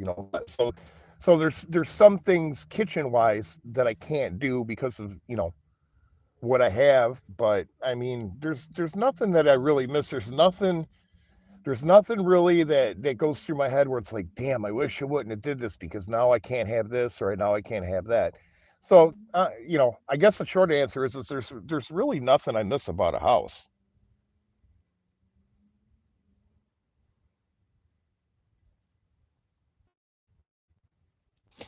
Yeah, I mean, I miss my dogs. I want to get a dog. That's the thing. I need me a fur baby, but I need to get me a dog. So, I mean, if anything, that would be the thing that I would miss the most, if anything, would be a pet. But I mean, I could have a pet here in here, so I just can't course or anything like that. But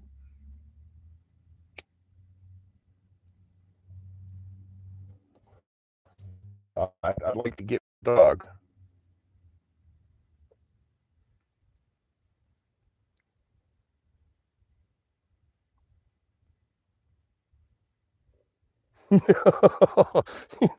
Listen, if it's a problem for you and you're trying to get rid of it, why would I want it?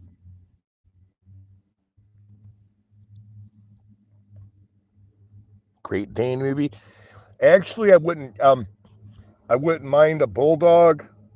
You know, I probably couldn't have an English bulldog in here or a French bulldog or anything like that in here, but I wouldn't mind like a teacup chihuahua or a border collie. I'd love to have a fucking border collie. Um, but you know, something small. I don't need something real big. I don't need anything that's going to chew anybody up. I just need somebody to make noise to let me know they're there, so I can do the dirty deed.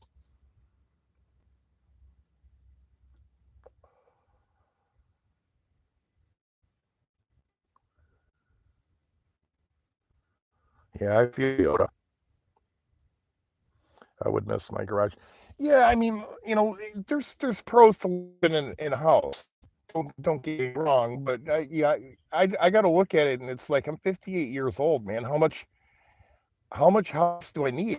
And the thing about it is it's like my house was what 900 square foot, and I probably only really used about 100 square foot of it because what do you really need? You need a place to sleep, you need a place to eat, you need a place, you know, you need to take a shower, and that's usually all you really use. I mean, it's not like, you know, if you got a 3,000 square foot house or whatever, and you're living there by yourself, it's a lot to keep up, and you're not using all that, and you know, you're paying to heat it, you're paying to cool it, you know. So,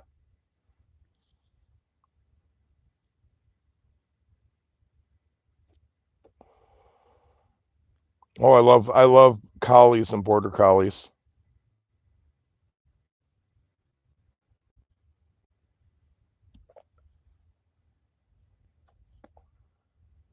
Like I said, the worst part about this is the extreme cold and the extreme heat. That's the only downside to this. But once you figure out how to kind of manage that and everything, you're good.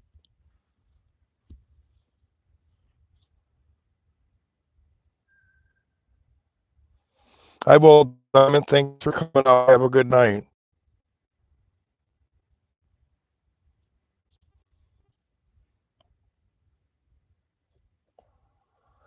But that's about it. I mean, I'm good. Other than that,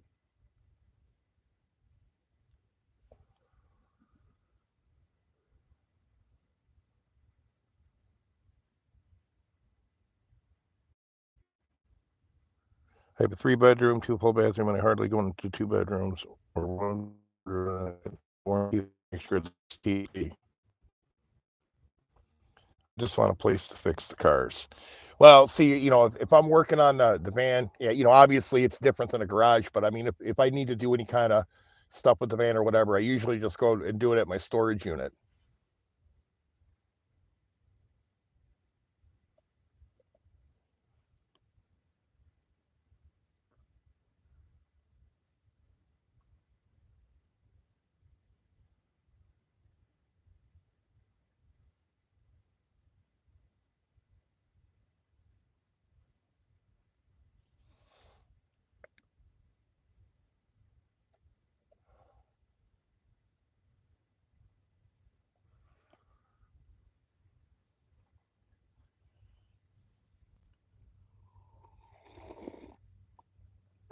Well, and see, that's the thing, Jeff. I had a loan for the longest time on my house that I had to pay because of the roof, because of the new roof, you know, and I mean, I paid it off, but still, you know, I had to pay for it and everything like that. And this van, my roof ain't never gonna leak ever, and I ain't never gonna have to pay for a new roof on this van. I mean, but the thing with this is I won't drill holes in this van either. I won't cut holes in the roof. I really can't anyway, but because I got this like center console thing that runs the full length of the van, but um, you know, it's great. I don't have to worry about that stuff.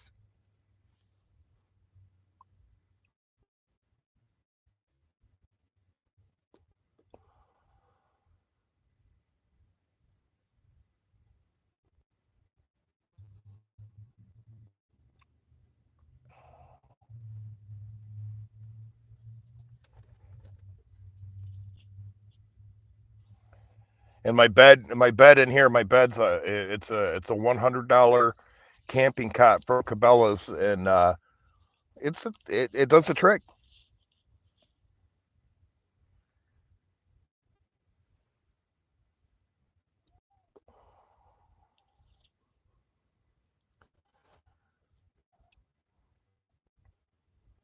Yeah, leak is a bad thing, and that's the thing. It's like when you go to deal with that, you're gonna have to deal with rotten wood, da da da da. Then you fix your roof and everything like that. Well, 10, 15 years later, or whatever the case may be, it starts leaking again. And here's the thing. Here's the thing. When I had my house and I had driveway poured, okay, everything was cool. Everything was fucking beautiful. But I don't think that was very good concrete or something because it cracked. There was some cracks that developed pretty damn quickly. And I never threw any salt out on the sidewalk or anything like that.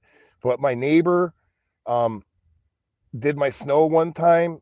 And when he did his snow, he didn't put snow on salt on my sidewalk, but he did his. And a few of the pebbles of the salt got on my sidewalk on the new concrete that had been poured. And I mean, just the smallest piece of salt started where it hit. It started flaking and stuff like that. So I think they gave me shitty concrete when they poured that. So I don't have to deal with that no more.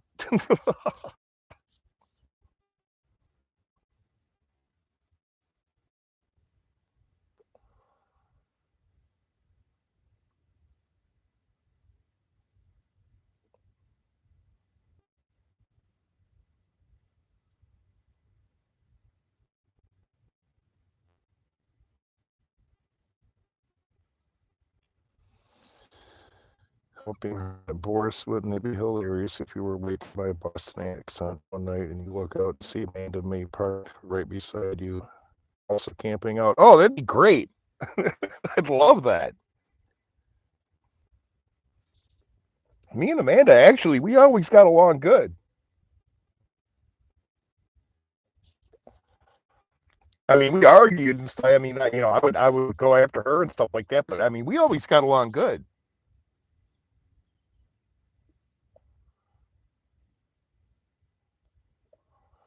If anybody's talking to those people or whatever, you tell him to come back.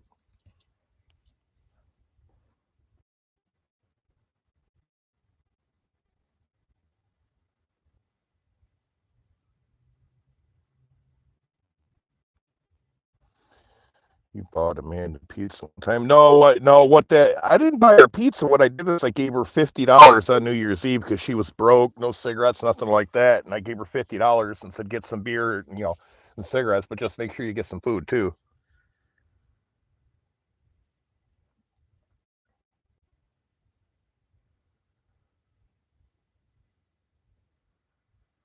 Yeah, and that's the thing with my house. I mean, the roof on my shed was bad, so I was gonna have to fix it. I had a tarp over it, temporarily, but I was gonna have to fix the roof on my shed.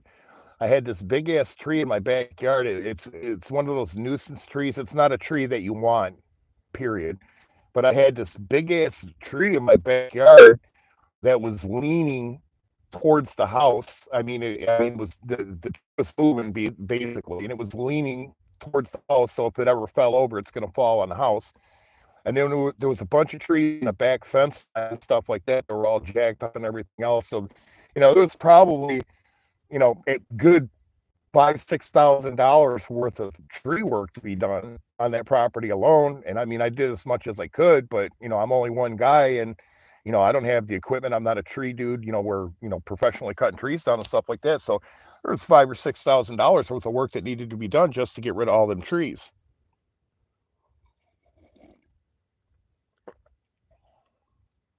And then the best thing is if I don't like my neighbors, and I didn't like my neighbors when I had a house. If I don't like my neighbors here, I just bump the key and go someplace else.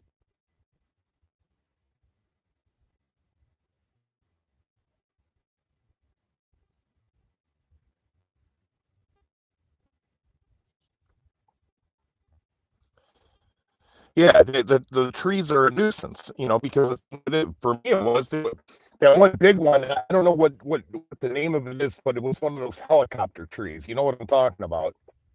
And having to get up there and clean the gutters every year and stuff. I mean, I don't have to do none of that no more. And I mean, I'm 58 years old. I shouldn't, I don't want to be doing that no more. I don't want to be climbing up and down ladders, doing all that crazy shit on top of everything else.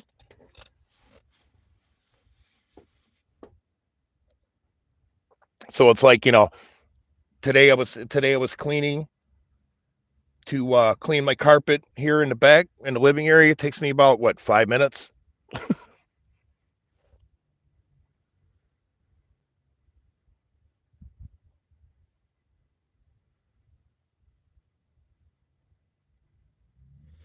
Right, my neighbor's trees, he cut his tree and put the limbs and junk in my backyard. The nerve.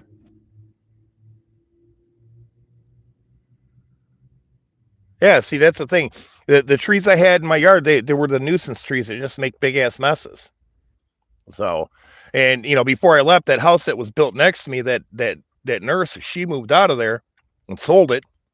Some young dude, weirdo looking dude,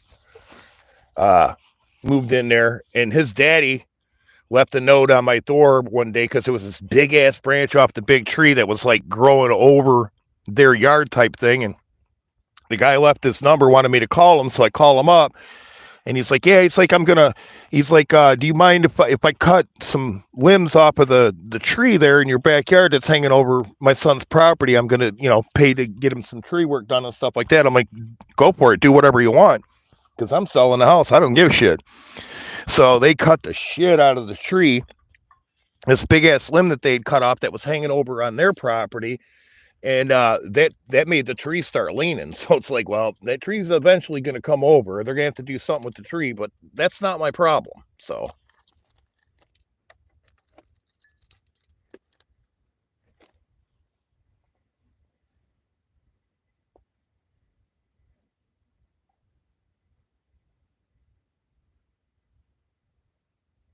Oh, God, that's terrible, Lori.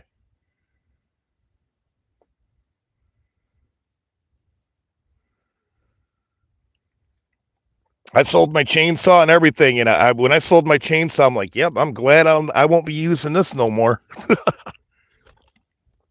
Because just before I sold the house, the trees in the back where they were like growing into the power lines and stuff like that. So every now and then they would come by, the power company would come by and cut all that shit down.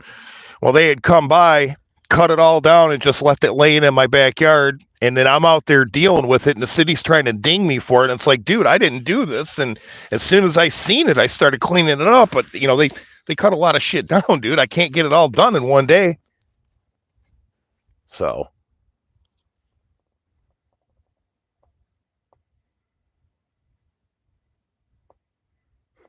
Lori, if you need a pool boy, let me know. I mean, I'll work on your trees, but it's going to cost you. I like palm trees.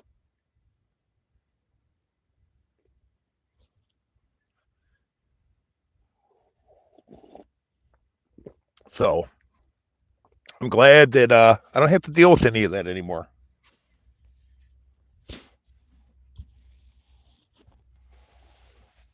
It's like right now, because I was going to do it today and I didn't because I was lazy, but it's like tomorrow when I get up, I'm going to go do laundry first thing in the morning, and then that'll be all done. Go to the laundromat, wash it, dry. And that's the other thing too. I was having problems with my drains. I mean, I was all the time having to unclog drains and stuff like that. And it's like, I don't have to deal with that no more.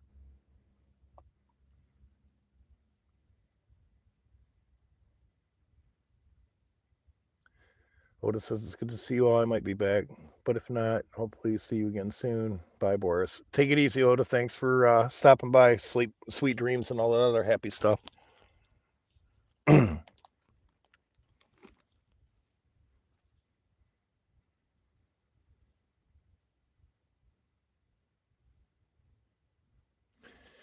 you keep a PO box? How do you get mail? I have a PO box. That kind of sucks for me because I got to pay for that, but to have a physical address. But I I have a PO box.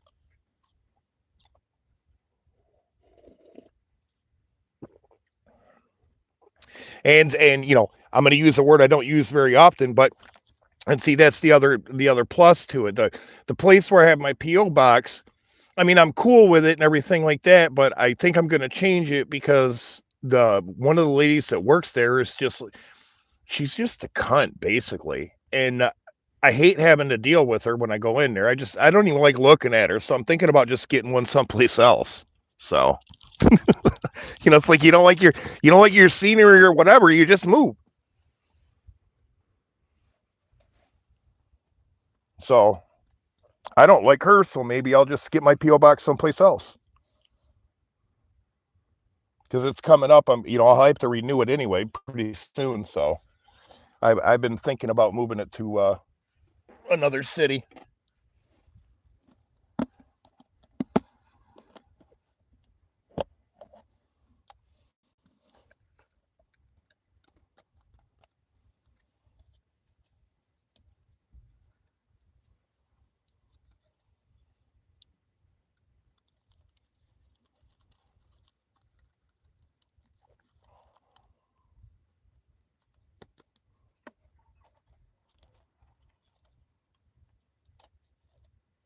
But I do want to travel. That's definitely what I want to do.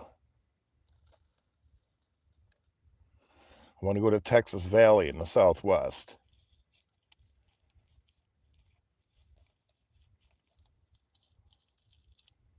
and Crater of Diamonds.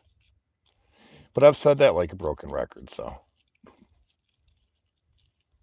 I just need to go and find me about a big 50 or 60 carat diamond so I can retire.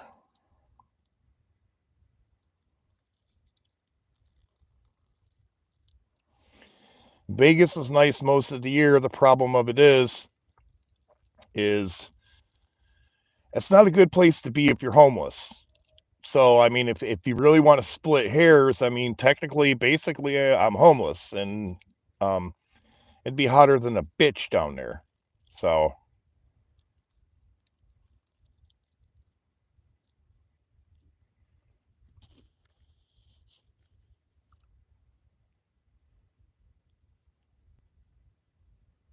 so I did think about Vegas too. The thing about it is, though, is I hear it's hard to find a job down there, and I got to work. I got to have an income. So if I was retired, it'd be a different story. Because I know the drill when you get into that situation when it starts getting real hot, you just go high up, higher up in elevation.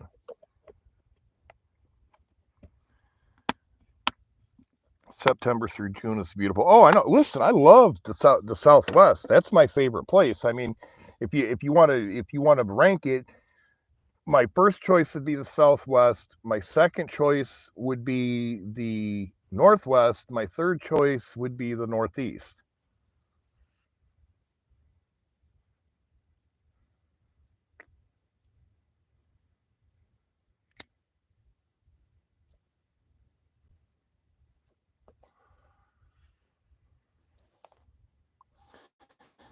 Anyone can get a job here. See, that's not what I'm hearing. Because the thing it is I was sitting there going, well, Vegas would be really cool. I wouldn't mind working in the casinos. I wouldn't mind being a car dealer, or, something like that, whatever, whatever. But everybody says it's real hard to get a job. And I've seen a lot of homeless people that online, whatever, that have done the Vegas thing, and I've watched, and they've been in Vegas and stuff like that, and they all act like they just can't find jobs. They can't get jobs. It's too hard to get jobs.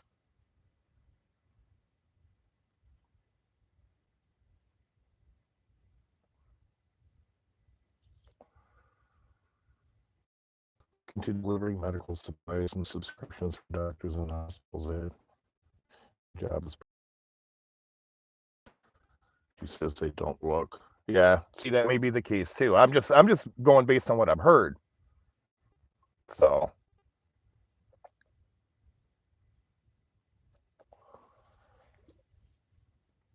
like I've said before, besides a weed plant, my favorite plant is a cactus, and there's lots of cactuses there. So, Cactuses and palm trees and weed plants are my jam. So,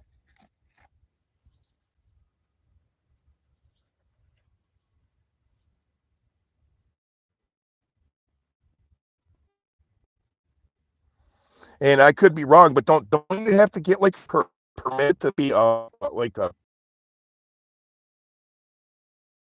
permit or something?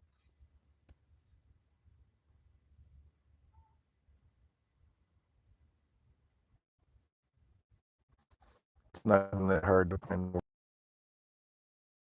For me, that really isn't really even an issue because the way I have my van set up, I mean, other than roof box, which there's lots of people that have roof boxes on their vehicles that don't live in their vehicles, but other than the roof box, you can't tell that I live in this van unless I got my panel out or you see me doing something with the doors open or something like that.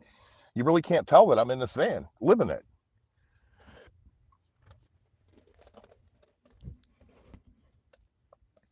because it looks like a minivan. I mean, there's a little bit of light coming out of here right now because I got the light on, but the windows are tinted and I've got blackout shades that I made for it, and you really can't see too much. Maybe a little bit of light coming out, but it just looks like somebody's parked here.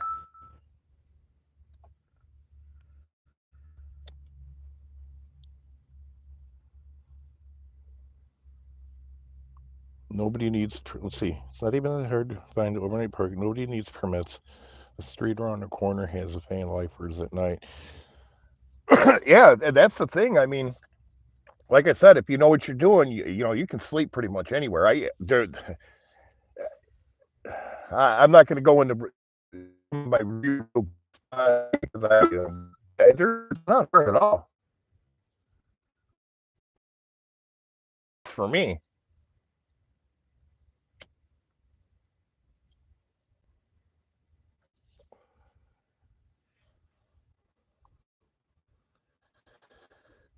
You should focus on eating healthy on the road inexpensively. I'd be going to the grocery store daily, getting canned sardines, olive oil, salads, etc. Well, but that's the thing. Um, I haven't. Let me see. Swear to God, it's been weeks since I've had fast food. That's what I normally do is I go to the grocery store. It's like I had some Cajun turkey, some sliced Cajun turkey that I ate earlier today. I got some honey ham. I got some rotisserie seasoned, or I mean, some rotisserie chicken breast, deli meat. I got some chicken salad. I got canned chicken. I got roast beef and hash, ravioli, soup. I got some Angus hamburgers in there. Um, and yeah, like you said, with the salads and stuff like that, I'll go into Walmart and I'll buy a salad or whatever. So, I pretty much cook and eat out of the van. I don't really eat fast food all that much. So yeah, I seen that, Jeff. I'm gonna get to those.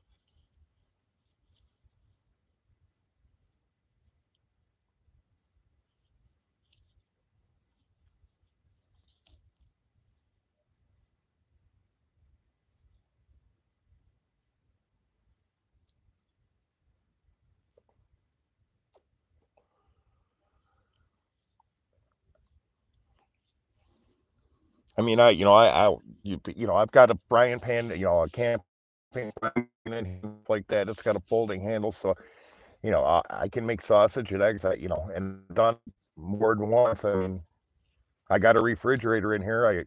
I got everything basically.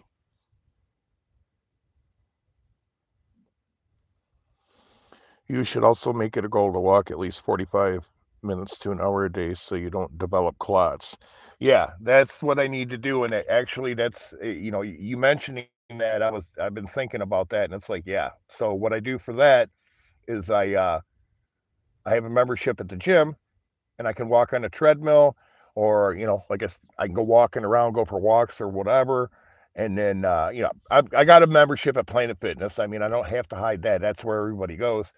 But those water massage tables and water massage chairs at Planet Fitness are worth the cost of the membership alone.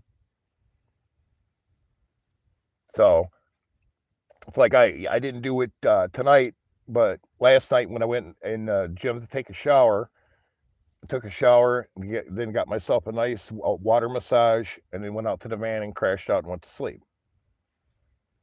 Tonight when I did the shower thing, I didn't do that, but sometimes I'll go in there and take a shower, walk on a treadmill a little bit, or get a water massage. The only thing I stay away from is the tanning booths. I don't want to be messing with that because I had a bad experience with tanning booths. But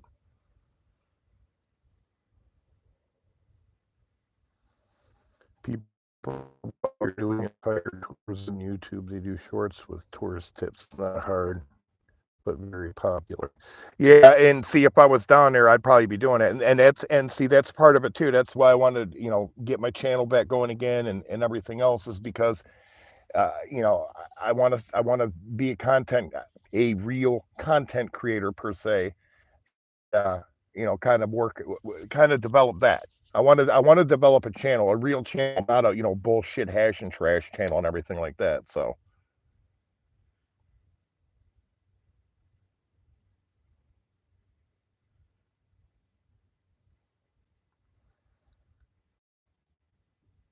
but you're cooking flash iron. No, I have a Teflon pan. I think you meant to say cast iron.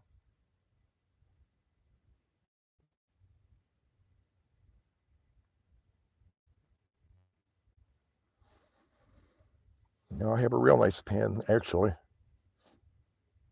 It's $20 at Cabela's and it was well worth it.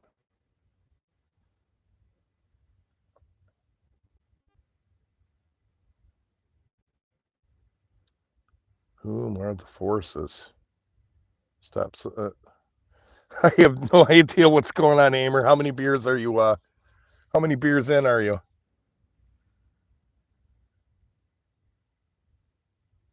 Thanks, Hainer. Sorry, Hainer. This is the thing. I've seen you around, and I know Coates knows you. But here's the deal: are you male or are you female? I don't know anything about you.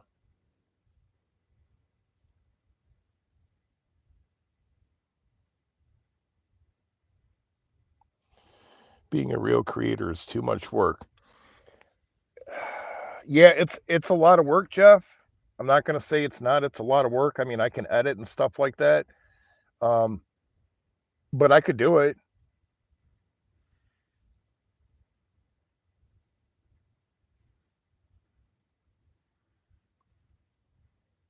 But like I said, I want to get a dog too. And the thing of it is, I can make a lot of good content with a dog.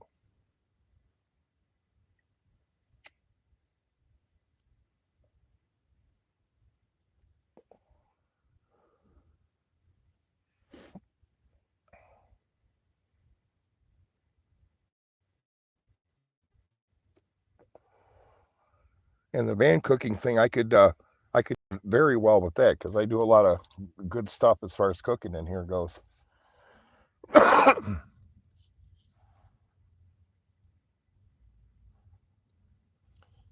No, it's finding good enough content. Well, see that's the struggle for every content creator. But the thing of it is that's why it's like okay, um, just do a channel, kind of like a Vanner channel, which kind of covers all aspects of life if you do it right. Because like before, I mean, I started out, I was going to do a prepping channel and stuff like that, and then I got sucked into the boy, the drama and stuff like that, and that kind of fell by the wayside. And it ended up being a kind of a good thing in the fact that you know that genre is kind of oversaturated and kind of played out and stuff like that. But the van life thing, if you work it right, it's never going to be played out, and you're not going to have as much of a problem creating content because it's more like it's content and it's a van life thing, but it's kind of like a life blog too.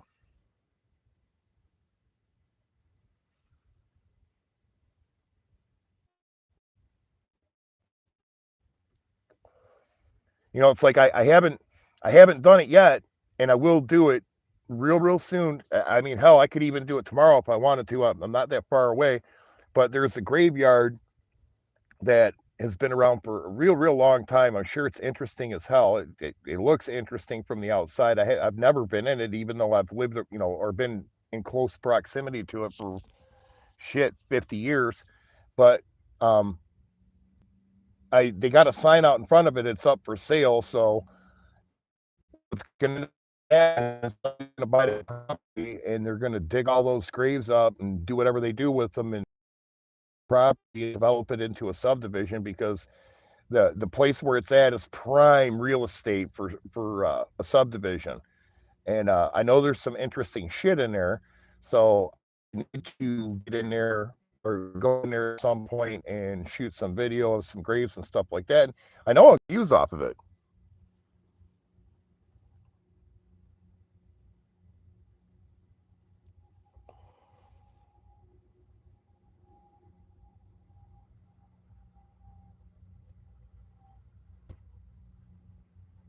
Oh. So you're old hippie dude?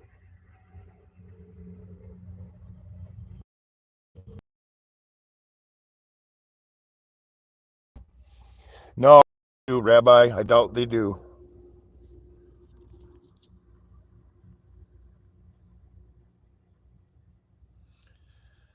Digging up a graveyard is just so wrong and creepy. It is, but the reality of it is after a certain amount of time goes by, they dig them up because they know that there's no family members that go see those graves anymore and stuff like that, and they want that money.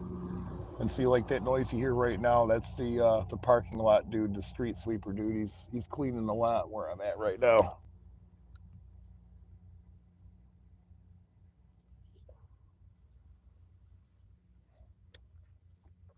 And it's like weed channels are kind of cool too. And at one point I thought I was going to go down that road, but it's hard to make content because the thing of it is when you're growing plants, it's like there's only so much you can do and show because the plants only grow so fast. So you're showing a little bit of growing, you're showing a little bit of what you're doing to build things to make things better or whatever. But then the rest of it, all you can do is just basically talk about weed because your plants only grow so fast.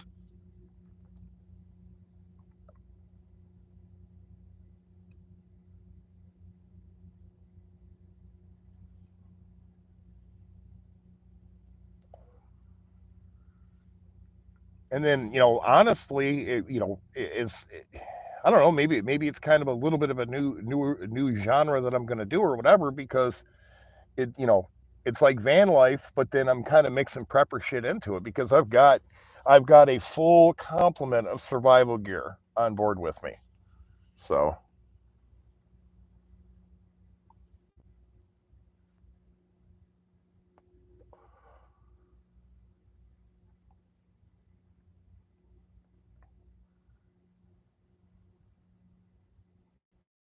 and I wouldn't even mind doing figuring something out and doing some kind of little gig down in Vegas. So those what do they call them? Performer circles or entertainer circles or whatever.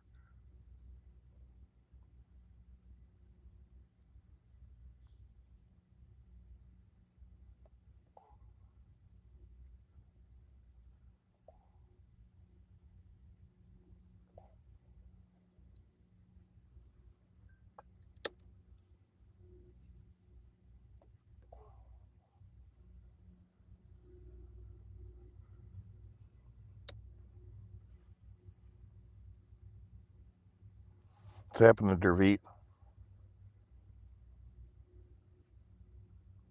We are still using the COVID toilet paper. My husband insists. Oh, geez, what did you guys do? Buy skids of it?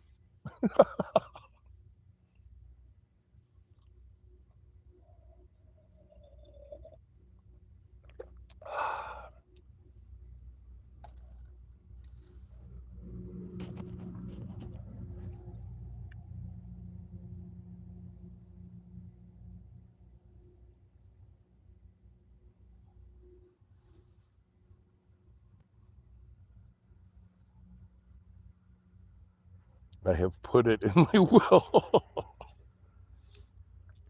Well, and see, that's the thing. It's take it easy, Hayner. Thanks for stopping by. That's the thing too. Some of the little pluses. I don't pay for toilet paper.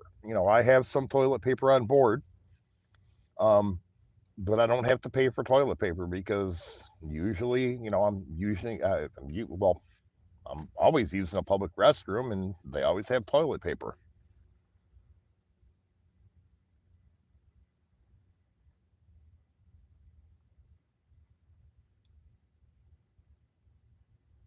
What I haven't done yet, and I probably will at some point get to it, I haven't put my big ass gaming desktop computer in here. Now, I won't be able to run three monitors like I was before. I'll only be able to run one or whatever, but I'm probably going to end up putting that in here at some point.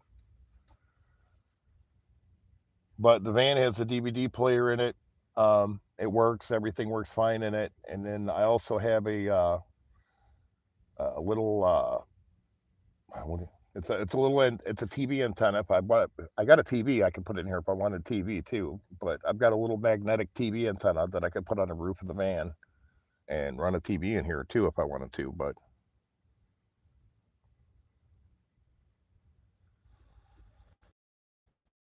Hermit, making money on YouTube while traveling is good because it's residual income. The videos make you money while you sleep. The key is to be consistent, and you don't need a million subs to make good money. See, that's the thing. That's kind of the way I want to go. That's what I want to do, Hermit. The thing of it is I don't want to make my money though off hash and trash. I want to make my money off legitimate stuff. I don't want to make. I don't want to get a check every month from YouTube down here and trashing people every night. That's not the goal.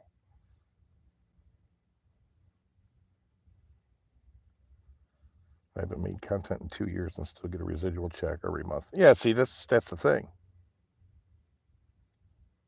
It's not how many subs, it's how many view hours you have. Yeah. And I mean, at the risk of sounding like an egomaniac, I mean, I come up with some pretty clever little ideas. So I wouldn't mind sharing them and making a few pennies off of it. Because, like I said earlier, before some of you guys came in, you know, you see a lot of vanners on YouTube doing these van life videos, and you can tell if you are a vanner and you're doing it full time, you can tell the people that are living in their vans full time and the people that are just they got a van set up for van life, but they don't live in it full time. They may do little weekend jaunts or whatever, but they're not living in it full time. You can tell when you look at their setup and what they got in there and how they got it set up, what they're doing. And most of these vanners out there that are doing these van life channels, most of them aren't living in their vans full time. This would be considered a podcast, and YouTube likes that. There you go.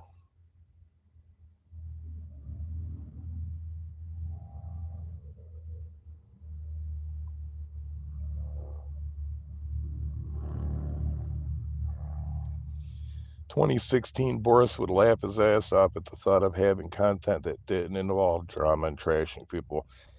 Yes and no. Yes, you're right about that, but no, it's kind of false in the fact that I've always had the idea of being a content creator and having content rolling around in my head. I just I never could figure out exactly which way I wanted to go because I always knew, watching the amount of YouTube that I've watched, I always knew that even no matter how hard I tried, it would get to a point where I'd be struggling for new content. But see, doing it in, under these circumstances, as far as, van life, travel, blah, blah, blah, everything else, you know, training dogs, whatever, um, there's endless content. Even my videos from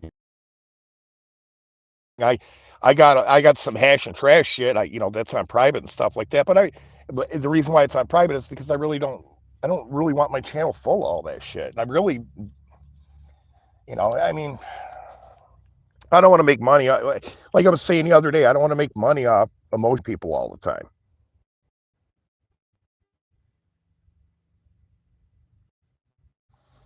If they are tearing out the carpet and complaining about humidity, they are probably really living in your van. They're in their van. Um, that's true only to a point, because the thing is it's like, yeah, I get the humidity thing. I don't necessarily have a problem with it because of too much because of the way I manage it. My buddy, I turned him on to diesel heaters, and he liked them to work well and stuff like that. But for some reason, he still loves his propane heater. And I've got a Mr. Buddy propane heater, and I've ran it in here and stuff like that. The problem of it is those little 1 pound bottles. They only last a couple of hours, even in the little Buddy heater. And when you burn propane, it creates a lot of moisture. And this dude literally has to squeegee the insides of his windows off in the morning because he's got so much water on his windows. And I never have that problem. And then underneath his mattress, he's got a problem with the moisture getting up under there and stuff like that. And that's because he's burning that propane and it's kicking all that moisture out. Because, I unless it's bitterly cold, I keep the windows cracked a little bit. I've got those little windows there too, but I keep the windows cracked a little bit so I don't have a big moisture problem. But you know, I know I don't have any mold or anything like that growing in here because of moisture. Everything is bone dry.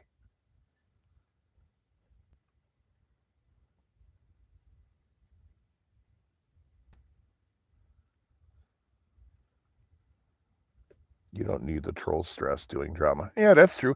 The trolls never really gave me too hard of a time though, and I mean, I can, I pretty much, I don't know. I guess I Mr. Give a fuck. I don't care, but uh, I get you on that.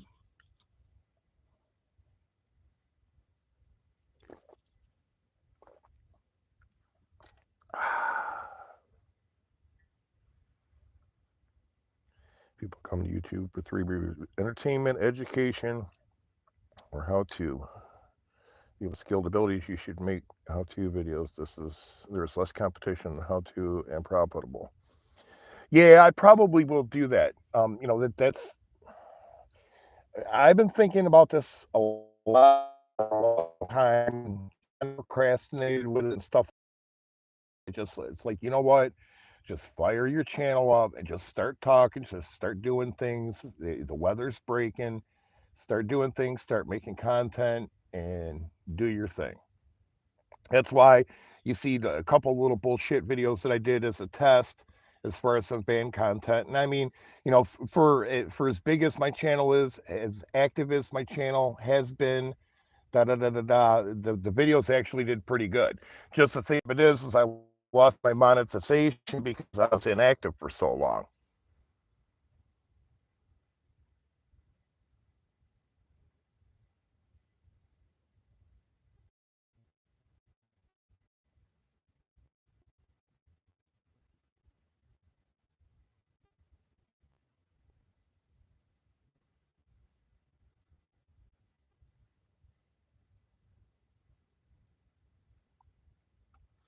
But the how-to videos and stuff like that, yeah, that's definitely a good way to go with it too. And like I said, there's a lot of things, and I'm not saying I'm a genius or anything like that, but there's a lot of things that I've came up with and done and stuff like that are half-ass clever enough to get some decent views.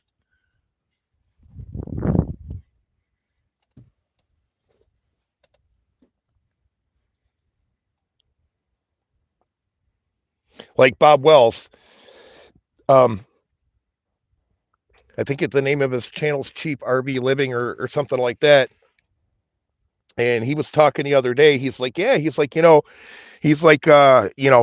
can actually, do really well. To make a long story short, he figured out that, you can charge your batteries while you're driving down the road. If you set it up so that let your alternator charge your batteries. And he's like, yeah, if you go and you buy this and you do this and and everything else. And it's like, yeah, that's all well and good. I'm thinking to myself, yeah, that's all well and good. But the thing of it is it's like you're buying this extra component to do this and blah blah blah and everything else, and it's like I'm doing it minus the extra component that you have to buy that's expensive. And I took it one step further. Long story short, he's saying charge the batteries while you're driving down the road, and I do that. But what I also do is if I'm going to go someplace, I allow myself about 20 minutes of time before I have to leave, where I just turn the key over and let my Jackery battery charge off of my van battery. And then I start driving down the road. That brings the van battery back up, and I'm still charging my Jackery. So you get it.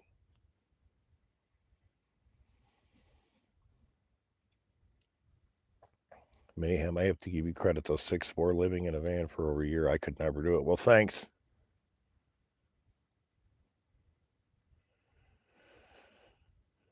Eventually, within the next 5 years, I think AI will be 95% of all YouTube videos, music, movies, etc. AI can create anything now or everything now better than humans. Yeah, there's a lot of truth to that too. But see, the thing of it is, for me, in 5 years, that kind of really won't matter because then I'll be old enough that I can get Social Security. So there won't be as much there won't be as much pressure for me to do things that's going to make me money. So.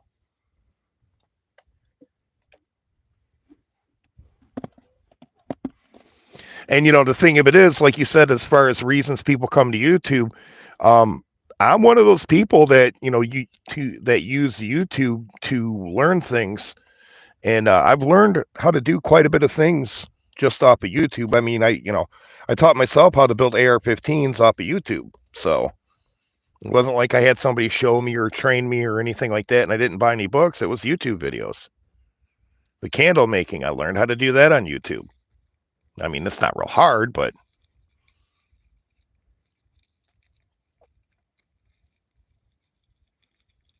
all my Maxpedition stuff, I mean, it's all quality shit. And, I spent a lot of money on it, but I got that brilliant idea off of YouTube. So.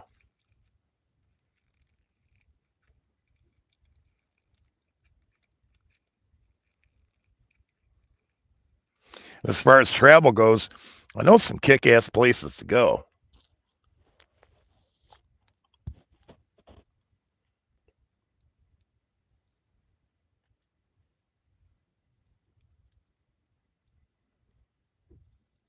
So. But I'm going to wrap this up in a few minutes. But I just figured I would come on here for a little while and kind of run my yap a little bit.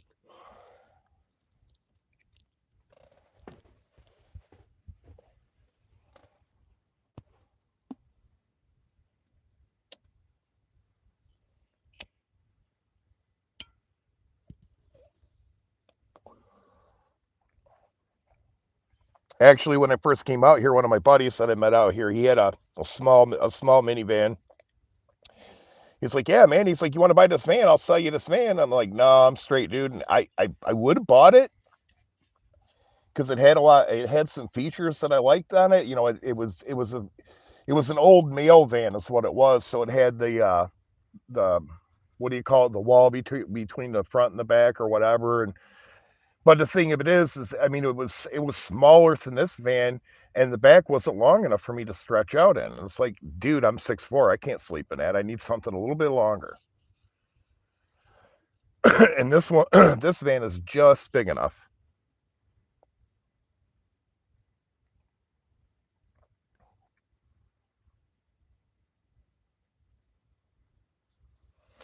And as far as like the YouTube thing with the thumbnails and stuff, because that's what you guys are talking about. Yeah, I mean, I know I kind of, for the most part, I know what to do. And I never use the AI thing for thumbnails or anything like that. But I know what to do and everything else. It's like just haven't done it.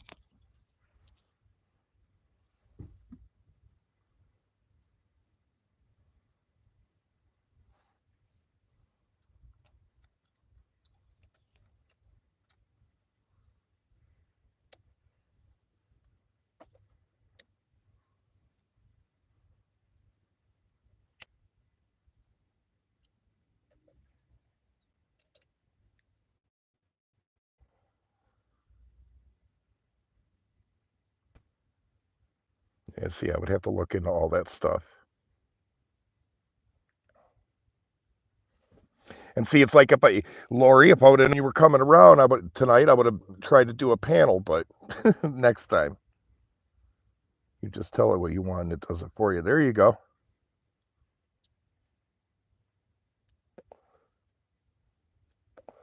The other day, yesterday, I almost went to a park and went live doing some cooking and stuff like that, but it was rainy yesterday, so it's like, no. I mean, I could have got under a pavilion to do it and everything like that, but it's like, no, I'm not going to go through all that and deal with that with the rain because I got to I got to get my stove and all my stuff out and my spices and everything like that. And it's like, I'm not going to deal with that on a rainy day, so I didn't do it.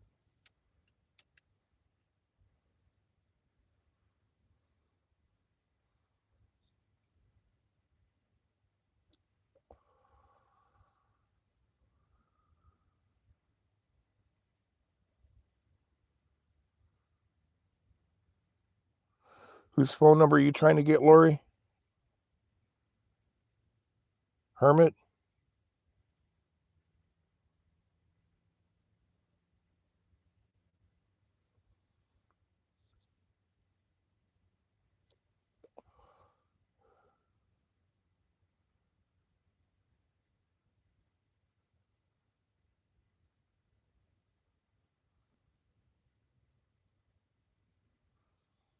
Yeah, Lori's always been pretty good with the computer stuff as far as YouTube goes. So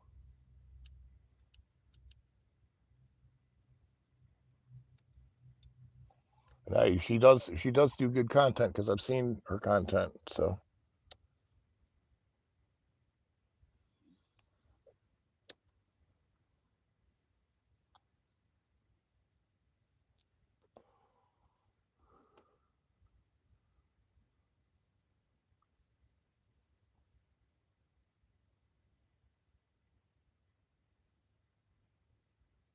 it's easier now. I live with a computer tech. Ooh, you got yourself a boyfriend, huh? Shacking up.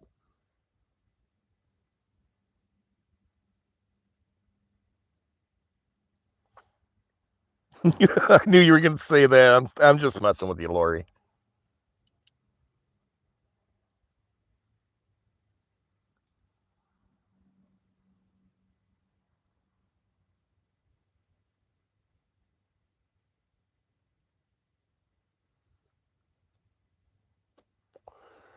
Yeah, Hermit. Well, like I said, since I've been doing this and I've been van lifing it for over a year now, I've never been in a hotel because I'm like, maybe I'm just a cheapskate or whatever, but it's like, why pay money to sleep in a hotel when you got a bed in your van?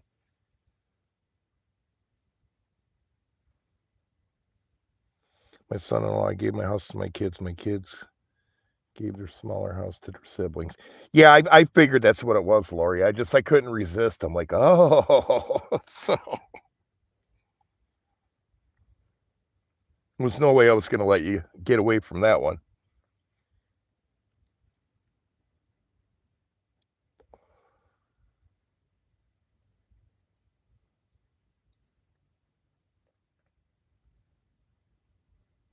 I am a one and done lady. There you go. You did your time, right?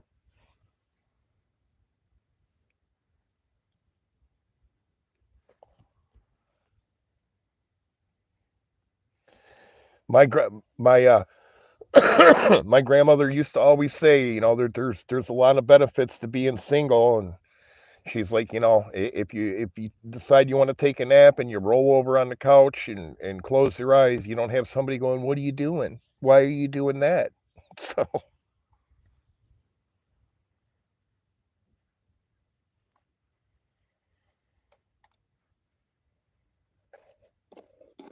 I mean, I would rather have somebody than be single, honestly. But I mean, there's a lot of advantages to being single.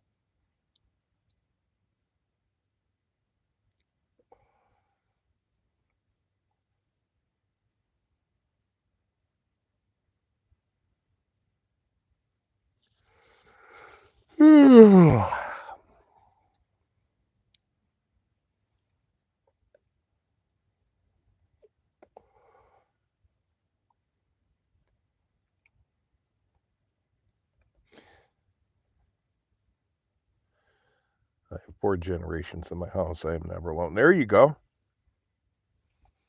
4 generations in a household. It's got to be real, real fun though. It's got to be, what's the word I'm looking for? It's got to be a real rewarding feeling to have a bunch of loved ones around you like that, like 4 generations of them.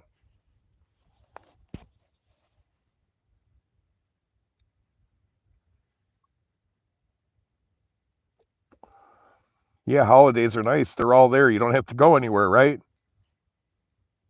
They're already there.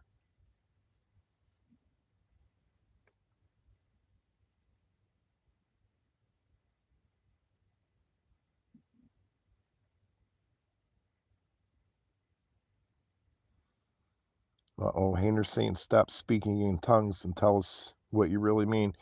Hayner, or I mean Lori, stop speaking in tongues. I still have my dad here. He even drives.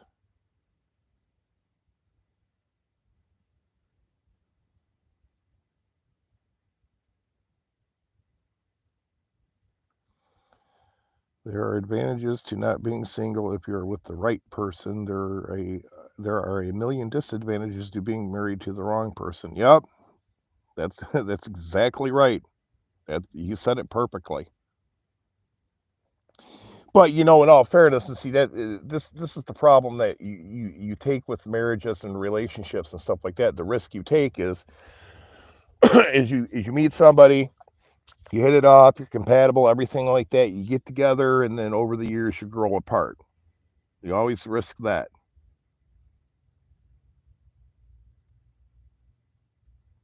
All of another thing on someone else. All right, I'm lost. I'm not even going to try to worry about that no more.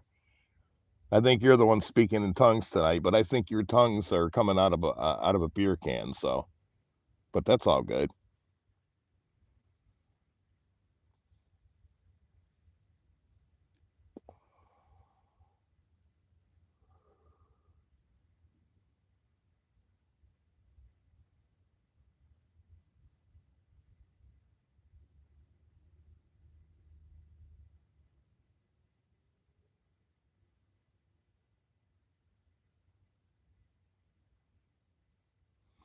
And over the years, guys will just stop.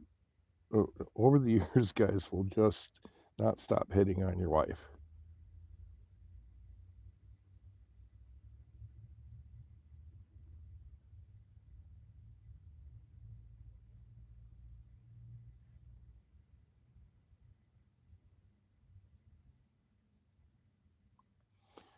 Real love takes work. It's a verb, not a noun. Every couple falls out of love lust. Yeah, you're right. And see, that's the thing, and that's I learned this that you meet somebody initially when you meet somebody and start dating somebody and stuff like that. There's a honeymooning, what they call a honeymooning phase, and then after that kind of dies off. Then you kind of get down to the real nitty gritty of the relationship. So,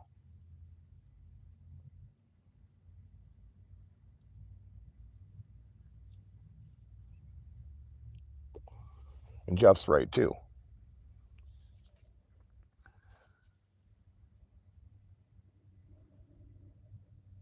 Lori says I like having control of the remote. Yeah.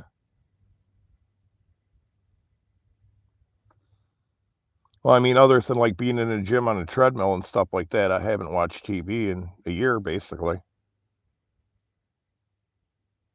because they got a bunch of TVs up in front of the treadmills. First time I got on a treadmill, though, oh my God, I walked 5 miles on a treadmill one day and I was sore for about 4 days after that. I'm like, I'm not doing that again. I'll walk, but not that far. I got to build up. But I was getting stupid on there. I was walking, I was doing a little bit of running, and then you can control the inclination of the treadmill, so I'd have it real low and then I'd have it real high, and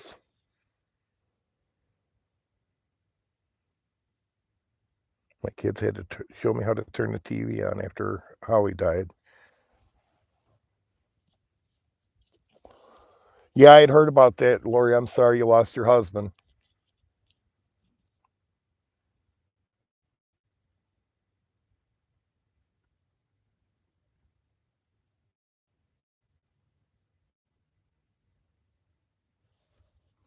Rabbi says I'm too used to not having to share my house and space with anyone but my dog. I keep weird hours and have odd habits. I'm too old to change.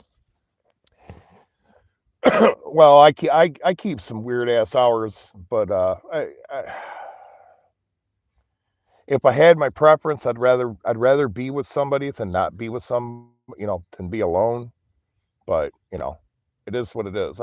I miss I miss I miss. Well, how can I say it? I miss not having someone um to hold to how can I say? I miss having someone that you go to bed together and you kind of cuddle, hold each other and sleep. And like companionship and stuff like that. I miss that. I miss that human interaction with someone, affectionately, I guess you could say, but not necessarily in a sexual way.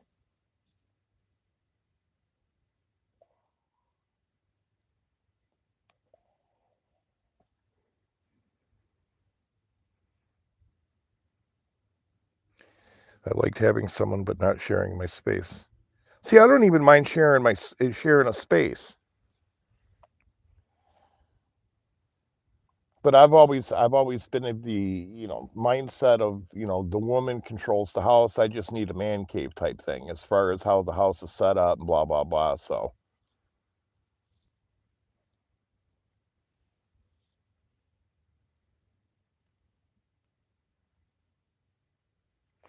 I get more done living with someone than living alone.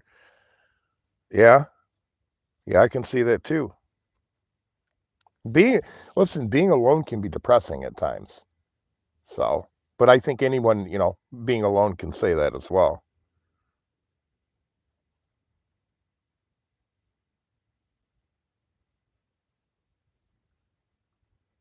Yeah, Lori, see, that's the thing. I mean, but maybe I'm old school or something. I think the woman controls the house, how it's decorated and everything like that. And the man, he has his own little space and, he does what he wants in there. And if she wants, purple drapes or whatever, and he doesn't like it, well, you just drink a tall glass of shut the fuck up and let her have her purple drapes. So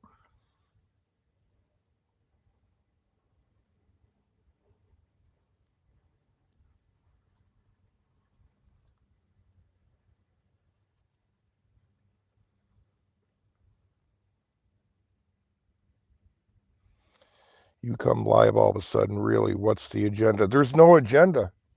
That's, I'm just quirky, I guess. I mean, there's really no agenda. I was sitting here and I was like, I'm gonna get something to eat and stuff like that. And I was a little bored, and I'm like, you know what? Let me just go live. Let me just start talking. You're not gonna get the watch hours if you're not talking. So if you're not putting content up, people are watching. If you're not doing something that people are gonna, watching or whatever, you're not gonna get those watch hours. So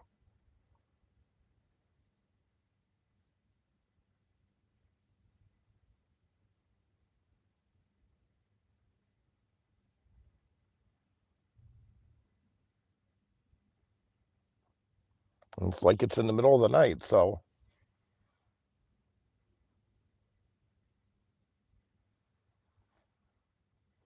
it says you're OG, so I'll listen. Well, thank you.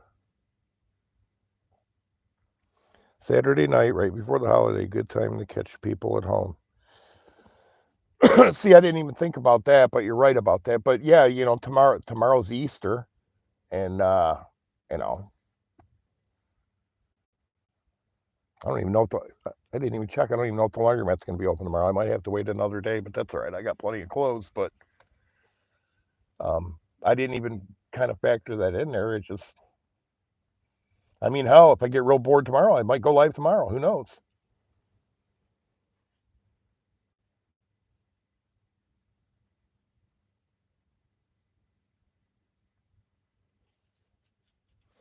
And that's the thing. I mean, I'm 58 years old and I'm single. What am I gonna do on a Saturday night? I don't drink.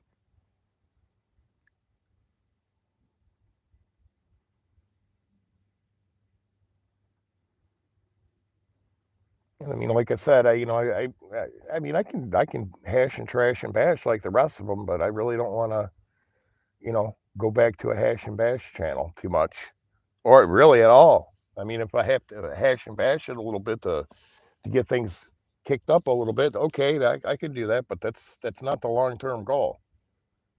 I mean, I could have very easily just sat here and just ripped YouTubers apart all night long, but I've done a lot of that already. It gets kind of old. Yeah, happy Easter. Yeah, let me see. Yeah, hell, it's 2:30 in the morning here. Yeah, it's Easter now. Hell, happy Easter, everybody.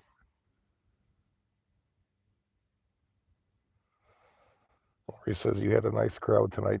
Yes, I did. And, I'm very happy about that. Like, and this is the honest God's truth. And I'm not going to mention any names or anything like that. Some people will be like, yeah, I know, blah blah. But there's people that have been coming through my streams, within the past, well, or my videos and commenting or whatever within the past 3 or 4 months that, you know, and they know who they are. The thing of it is it makes me very happy to see you guys, believe it or not. Thank you, Hayner. If you did this at a regular time, it would be wild. Well, see, that's the thing, Lori. That's what I'm looking to do. I mean, I wouldn't mind having something, once a week or whatever, like the Cooper thing. I wouldn't mind having something like that once a week, but I just I don't want all the fighting though. I mean, I don't mind a little bit of it, but I don't want it to be just a bunch of fighting all the time.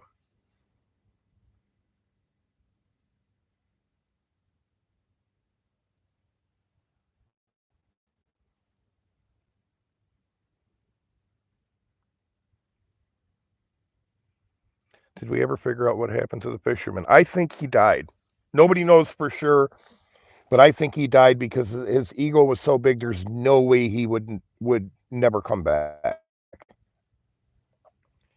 The only wild card in it is the Candy situation because evidently that Candy chick gave him a real, real, real hard way to go privately. When Lori says when drama starts, I go under my desk. Oh yeah, that's your MO. Anytime drama starts, Lori hides.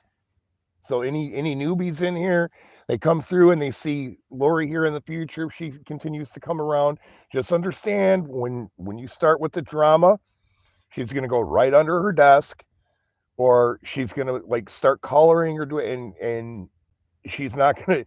It's gonna go in one ear and out the other. She don't want no part of that stuff.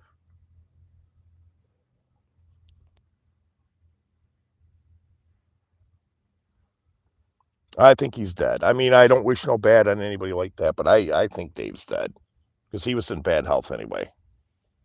And I mean, come on, it's been what 4 or 5 years. You would think at some point, I mean, he would have showed up at least once somewhere.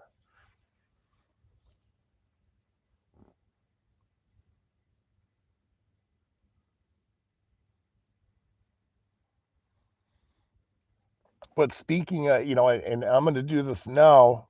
And I was thinking about this earlier, and I was thinking about it the other day, but I'm going to do this now because if I need to, then I can go back and reference this hangout. But there's been a lot of, we'll say, Boyd people. There's been a lot of YouTubers that we all knew that have passed away.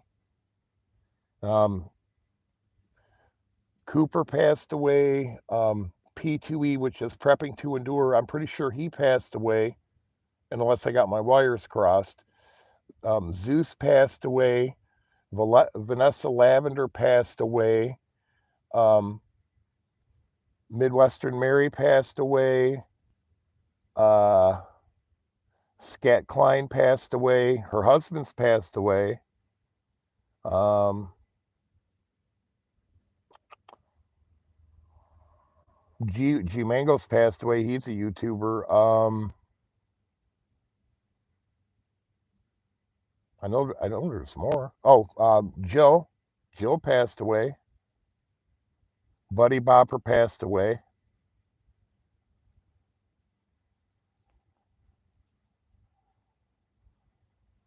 Drew passed away. See, I forgot about him, but he passed away a long time ago.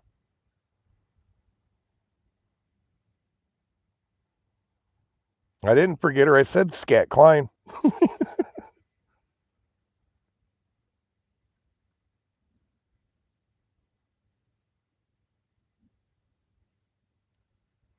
Yeah, I was just talking about that the other day. Larry died, I guess, in December. Yeah, Larry died in December, I guess, and I guess shortly after that, his place went up for sale.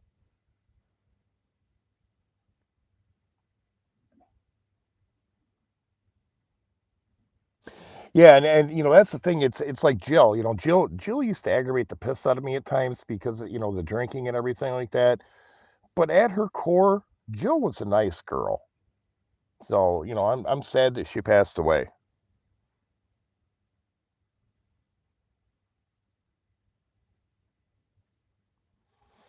Rabbi says kind of a bummer about CJ. I owed him an apology I never got a chance to give.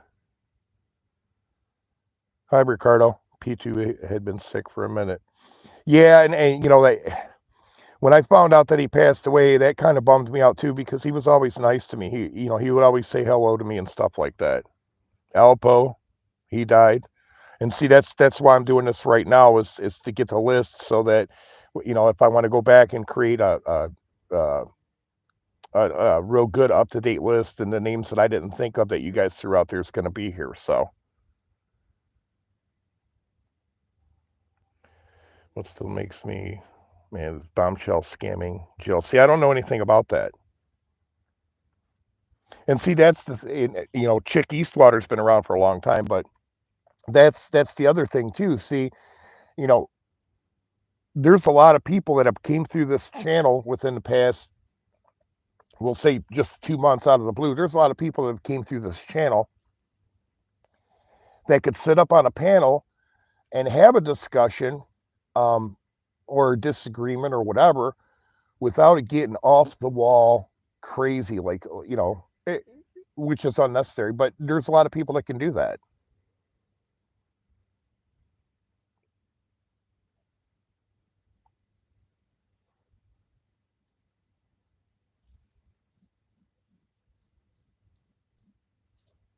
Oh, and then I can't think of her name. I'll have to get a hold of Lindy to get her name, but Lori might know her name. Remember that chick, Lori, that I think her father, um, I think it was around Christmas time or something like that. And he was going out to the car to load gifts in the car or whatever, and he fell and hit his head real hard and ended up getting a brain bleed or something and dying.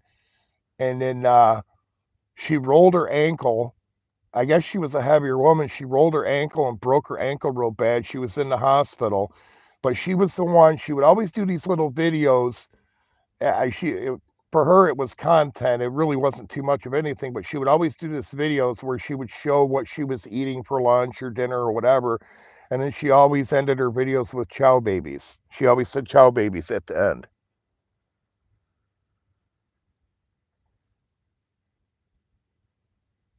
Yeah, Cupcake Zinger.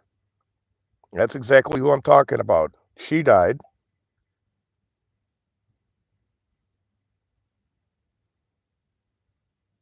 Maybe you weren't around when she was around, but I thought you knew her, or at least knew of her.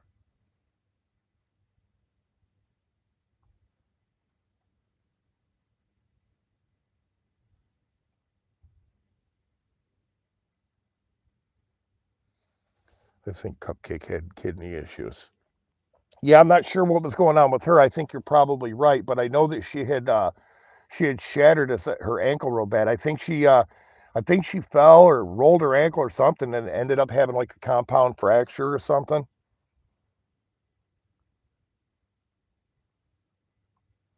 That Florida lady, I'm not sure who you're talking about there.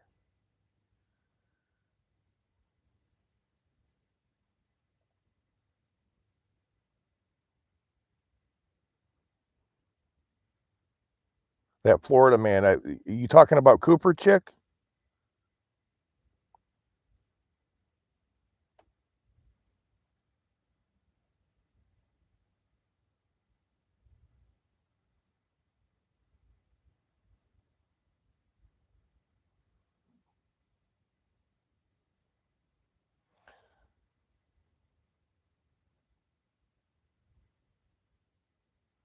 Yeah, I like Cupcake. I never really talked to her or anything, but, I mean, she was a sweet lady, and she used to I mean, she was a good supporter for my channel. She would always come in, always she always had something positive to say. She was never trying to trash me or anything like that. She was never into the drama.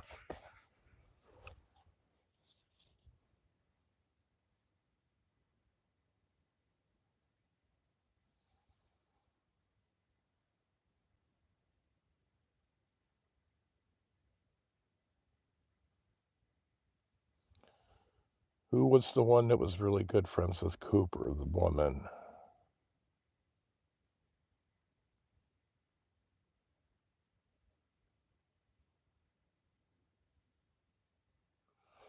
Do you remember Fearless Patriot? His last video from a year ago shows his leg being wrapped up. Diabetes just destroyed his leg. Marilyn? I don't, I'm still lost on who you guys are talking about there.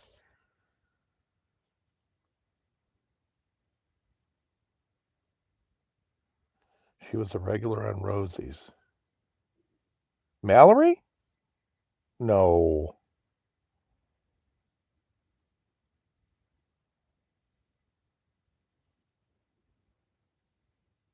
Ellie? I haven't heard that name in years. Ellie died? Is that what you're saying?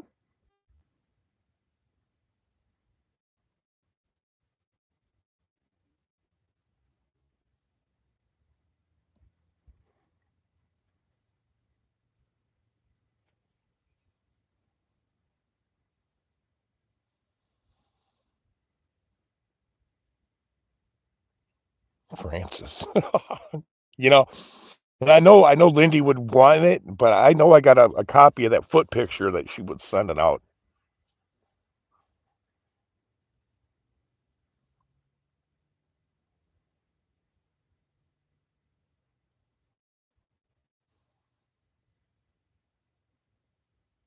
Francis.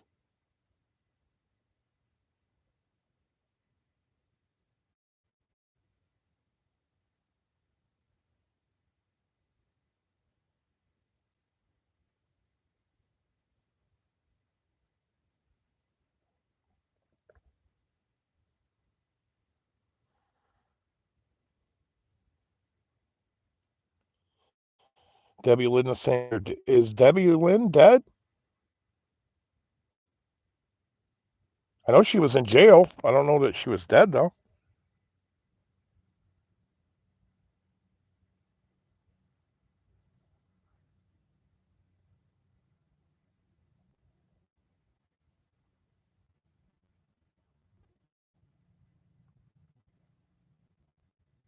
Remember, right now, as far as people that have passed, probably think of a few more.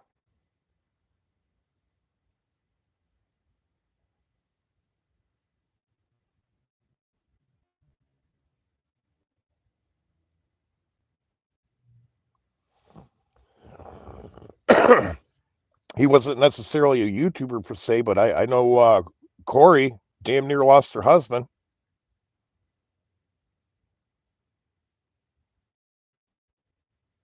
I know somebody else who died too.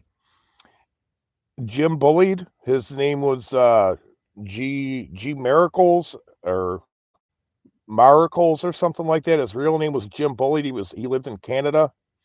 He was an older dude. He was Canadian, and really, really, really nice guy. Yeah, I think his avatar was like a picture of the monster from Phantom of the Opera or something like that. But he was a really, really, really nice guy, and I heard he passed away.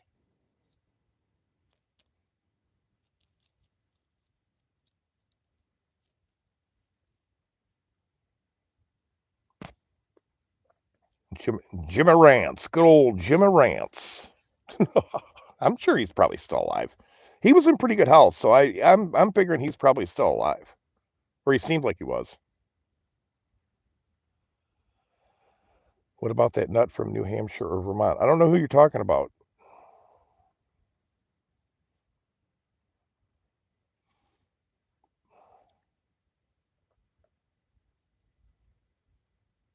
Because there's a lot of nuts up there. There's a lot of nuts everywhere, though.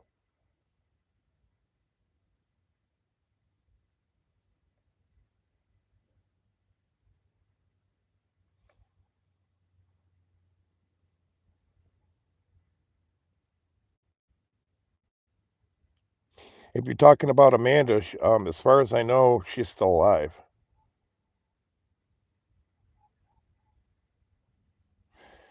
Someday love will find us. I hope so, but I'm starting to lose faith on that.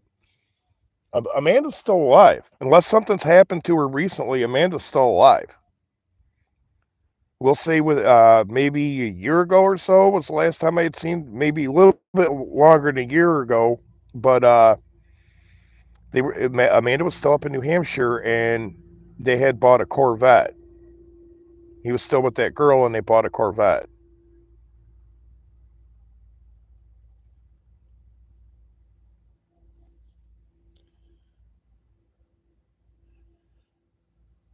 The guy who haunts Lindy still exists. Oh, you're talking about um just losing, just lurking. Ryan, crying lion, Ryan. Yeah, unfortunately he's still alive.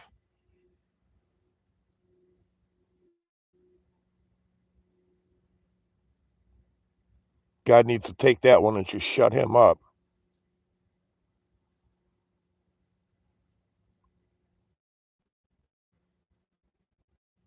Because talk about crybaby, he is the poster child of crybaby.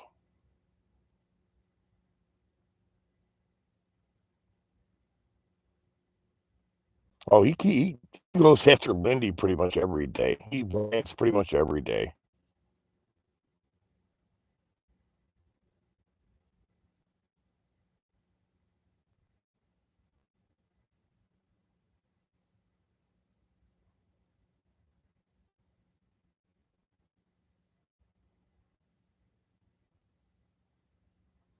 Amanda May is still on retainer for elbow lotion duty.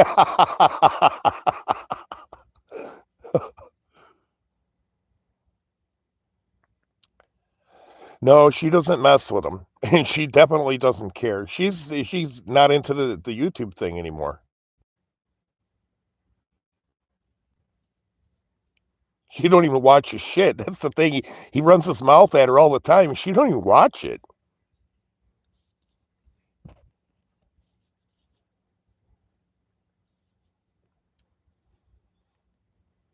But she's living her best life. She's doing good. So I'm not going to put her business out there, but she's doing good. Believe me, she ain't worried about him or anything else concerning YouTube.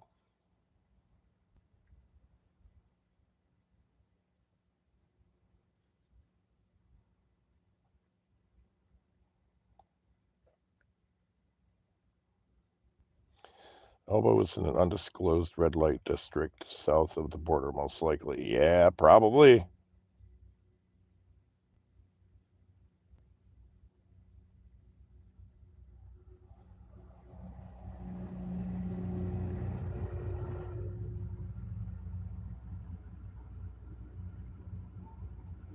And this guy's taking forever to clean his parking lot, but he normally does.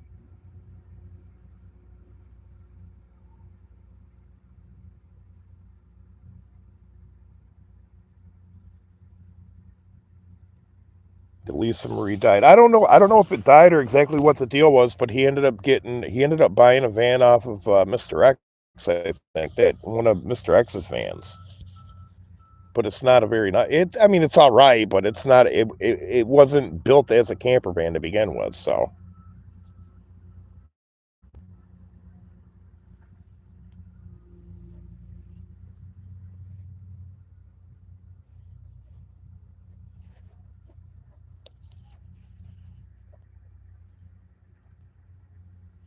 Rosie did so much work on Elisa. Yes, she did.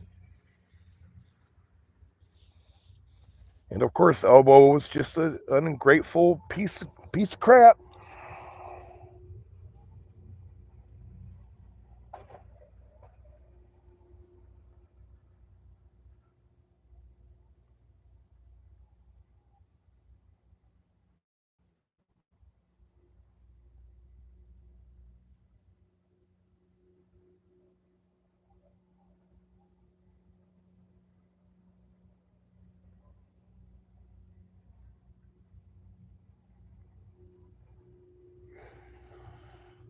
Did Rosie change her name back? I'm not sure.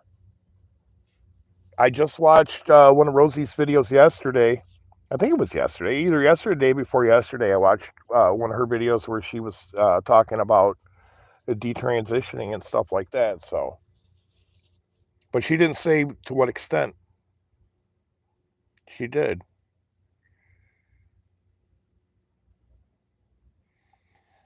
He is still dreaming of hooking up with the perfect woman to live off of. Well, that's never going to happen.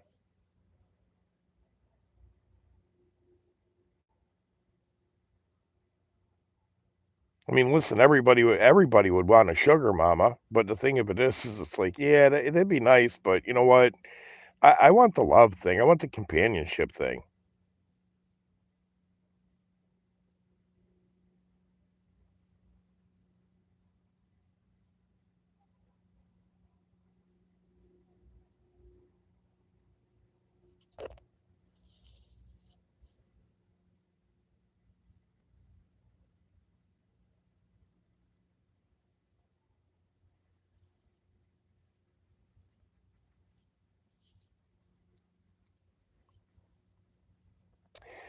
Actually, I wouldn't. I was thinking earlier today about Rosie. I'm like, I should probably get a hold of her because I got some thoughts on some things that would probably be pretty cool, and it would be right up her alley to do for as far as her channel and doing her thing. So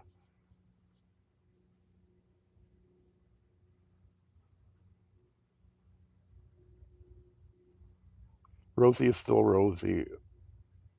Only he is a he again. It's nice to see you, Boris. It's nice to see you too, Hainer.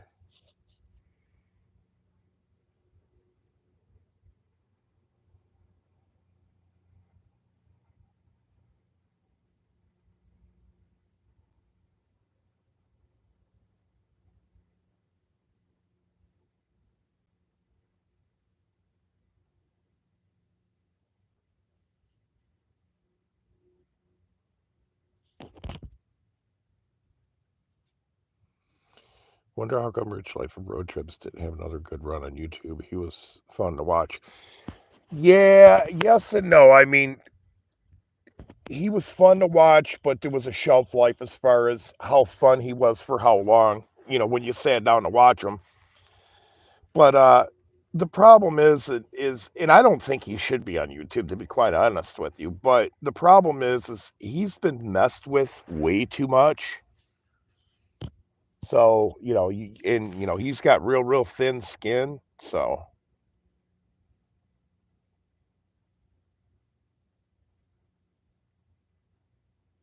yeah, I haven't been over there. I like I said, I watched Rosie one of her videos the other day, and then on her other channel, I think she was gonna stream and she was putting up a new stadium kitchen sign or something like that. She had mentioned something about the stadium kitchen, and I thought she was gonna go live, or she said she was gonna go live or something like that later that evening or whatever. And either she went live and I didn't get the notification, although I'm sub to the channel, or she didn't go live. I didn't go back over there and look yet, but as she went live, I was actually going to go into the side chat.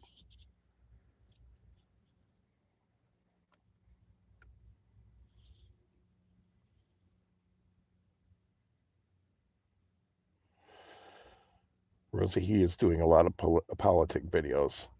Yeah, well, see, that's the thing. Well, then you probably know, Jeff. See, that's the thing. I don't, because Rosie is detransitioned. I mean, is that how does she want to be addressed? Does she still want to be addressed as a female, or I mean, I just don't want to disrespect her. That's the only him or her or however it's got to be. I just don't want to disrespect her. That's why I say her. But if you're saying he, then I'm going to say he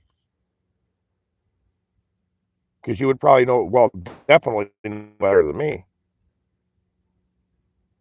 And rock solid Catholic. Yeah. Well, yeah, and I was watching her some of her yes.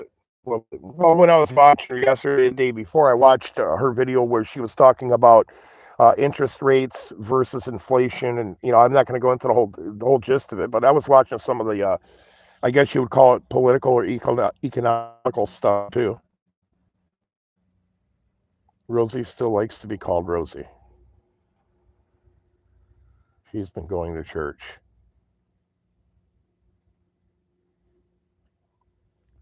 Yeah, I knew about the church thing too.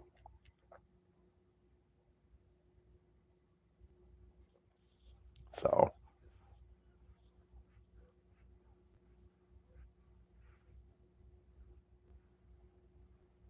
oops, I mean he.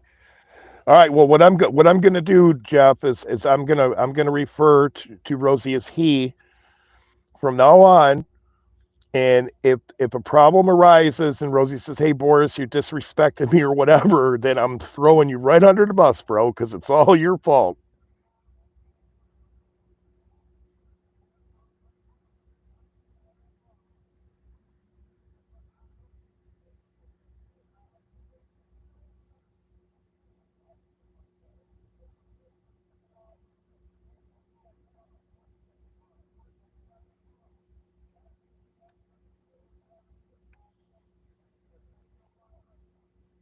That preacher in Las Vegas got a hold of Rosie. Well, Jeff, listen, there's nothing wrong with getting a little bit closer to God. It ain't gonna hurt you. I'm not saying you need to do it. I'm just saying it as in general. It ain't gonna hurt anybody to get a little bit closer to God. It can only do good. It can't do bad. She's been repairing that church for a couple of years. There you go.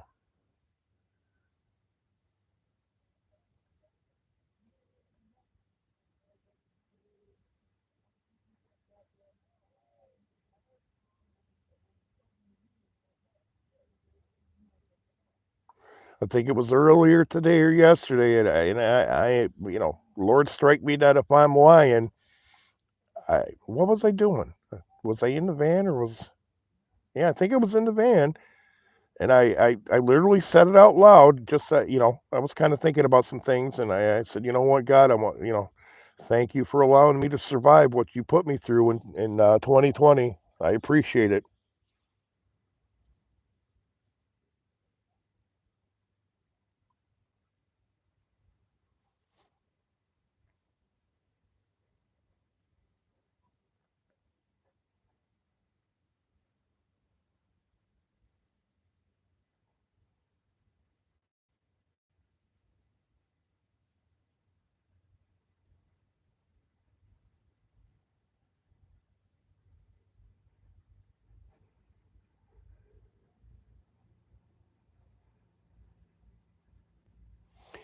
Today is a good day to celebrate. Yes, it is.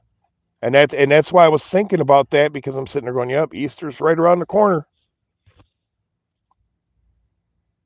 And what I really need to do is I really need to get my ass into church. I've been procrastinating and thinking about it, but I really need to go to church. I know this guy that I kind of know loosely or whatever.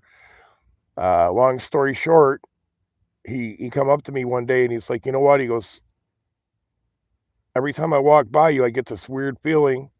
He goes, and or I can't remember how he said, but basically he said, "You know what? God told me to do this," and he gave me a card to his church. The problem is, and it's not really a problem per se.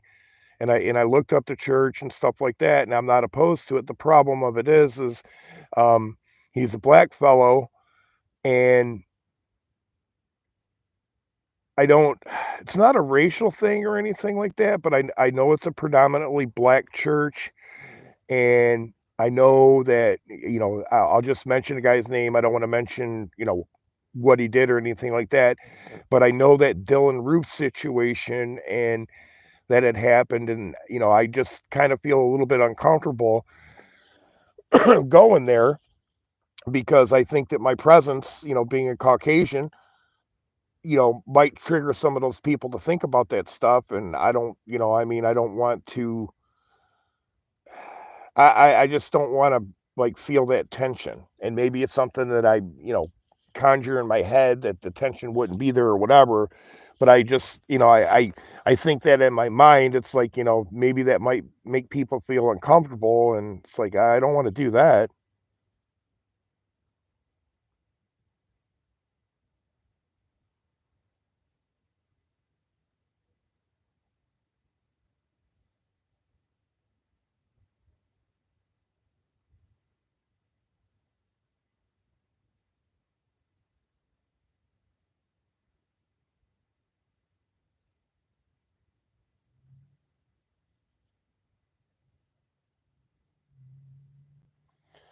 Aren't you Slavic? Technically, Slavs are not Caucasian. Yeah, well, I guess I probably am Slavic.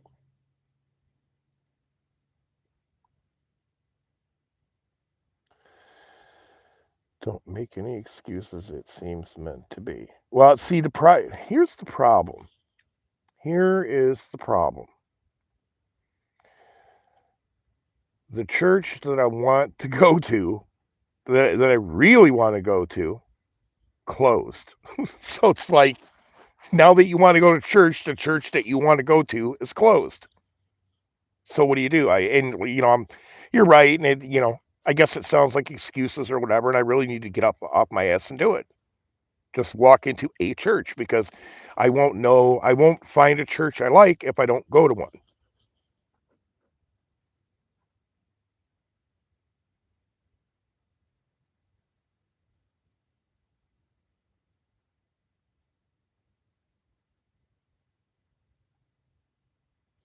But the guy, he's a really nice guy and stuff like that. And I mean, some of the experiences that I had, and this is kind of what drives it. And I guess maybe I am procrastinating. Is one of the times last year when I was in the hospital, I was laying in my hospital bed, and a priest came into my room looking for somebody. And the person that he was looking for, I think they had already got discharged, or they weren't. Yeah, I think they had already got discharged or something like that. And but he had came in here looking for somebody else, and I'm like, "Hey, listen, you don't have to leave. Come. I want to talk to you." And he was a Catholic priest. I talked to him a little bit, and or I don't think he was a priest. I'm not sure what you would call him. He had a little white thing, or I think he was a Catholic priest. But I talked to him and stuff like that, and where he was operating out of, the churches that he was operating out of, is a little bit farther than I wanted to go. And the guy seemed like a decent guy and stuff like that, but it just didn't really feel right. But we had talked, and uh he had see how sometimes I get tongue tied.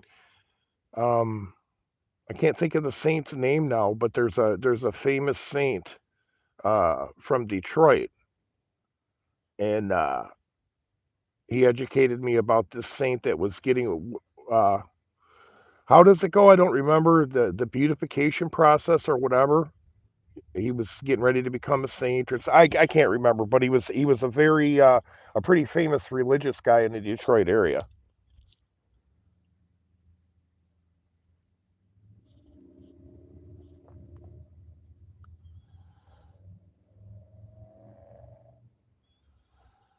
If he went today, that would be welcoming by everyone.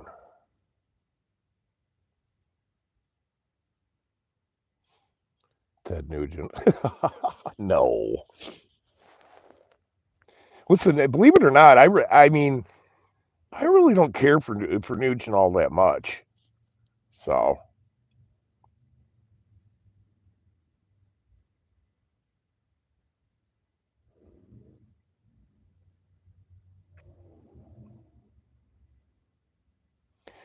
but without going into great detail, chick, basically, and maybe I I don't want to go. I don't want to just go walk in a church and sit and listen to a sermon or whatever. Whether it be a priest or a preacher or whatever. I want to go to a church and find a church where I can find a preacher and be like, listen, can let's go sit in a room somewhere and talk, man. I need a couple hours of your time. I need some help. So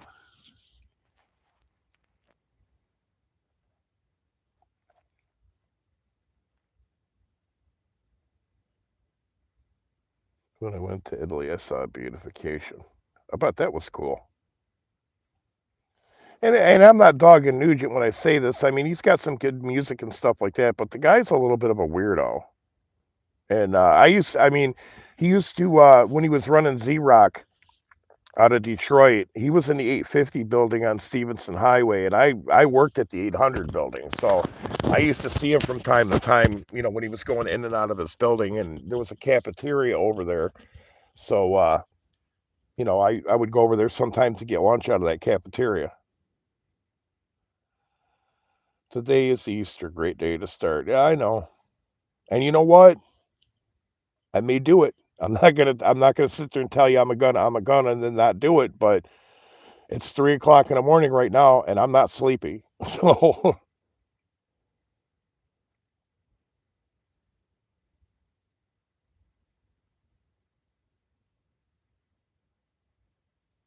he says what he means. So yeah, like I said, I'm not dogging a guy or anything like that. I like the guy.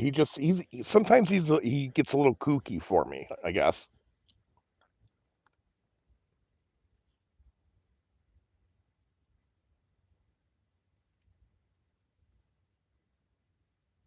I kind of get turned off when he starts describing things, and you know he goes into this this dialogue of, you know, when he's talking about, you know, the bombastic purple, you know, he's got all these what do you, I guess you'd call them adjectives or whatever that he's using before he actually, you know, says what he's going to say.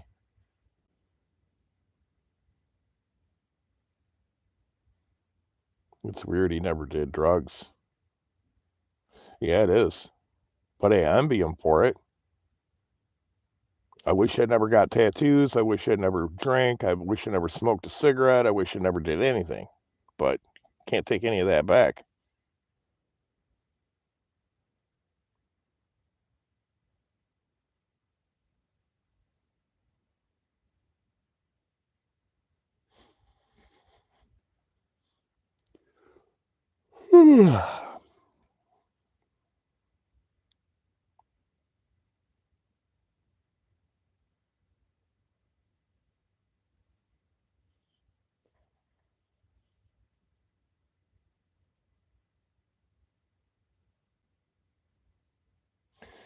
I think the best song he ever did, and it's just, you know, obviously it's a matter of opinion and everything like that, but I think the best song that he ever did was Fred Bear. Yeah, and I know about the Amboy Dukes and stuff like that, but I think Fred Bear was the best song he's ever done.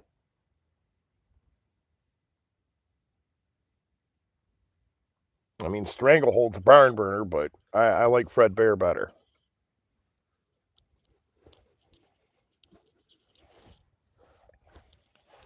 Actually, on my channel, when I was out at Cabela's one time, they got a statue of Fred Bear out there, and I took a picture of it and posted it on my channel. Yeah, Great White Buffalo is good too.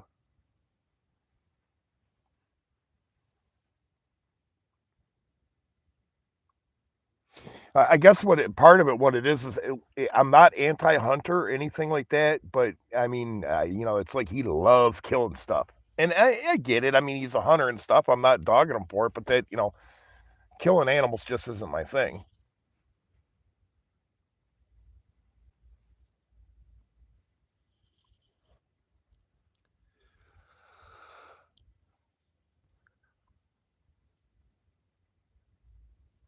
I can't believe it's like after 3 in the morning and there's 21 people in here. It's like, wow.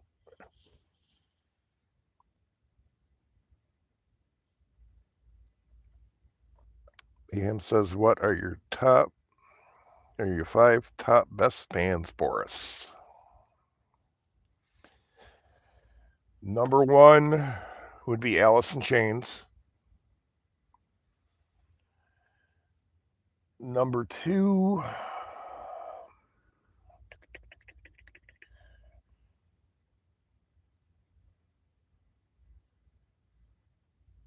probably Soundgarden. Um,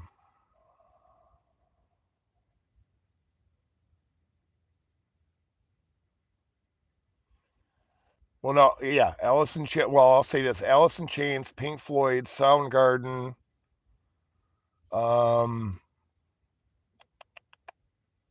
two more, Ministry,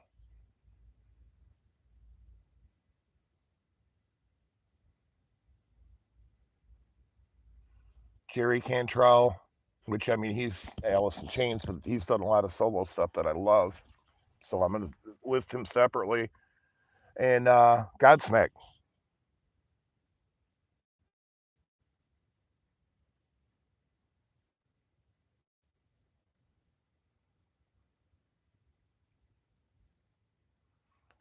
And no, Rabbi Pantera's not on the list. I like Pantera a lot, and I've seen him a bunch of times. And I met Dimebag, and he was so fucking cool. But they're not on my list because music is a huge thing for me, and it's like the top five bands that I listed is all music that I love and all says something. It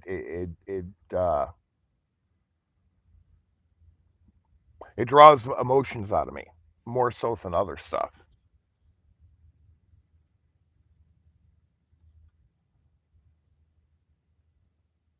Uh oh, somebody's watching Lori's house with a drone. Them hackers are at it again.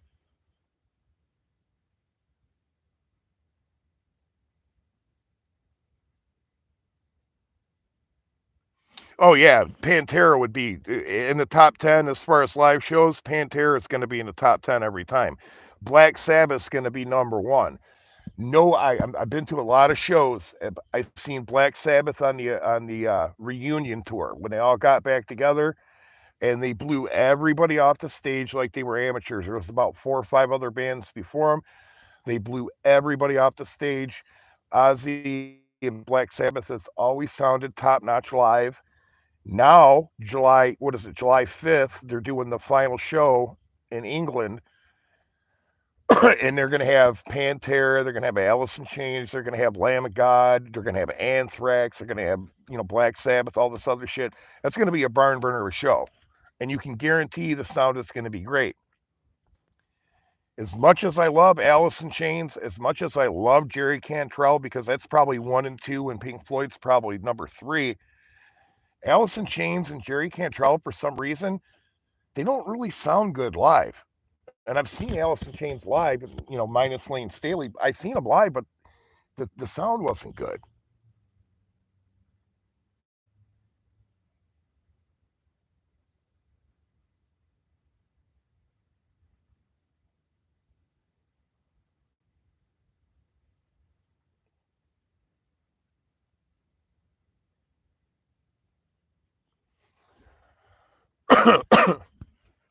I like Sepultura a lot, Cavalier Conspiracy, but that's all real, real, real heavy shit that, a lot of people are like, it's too heavy.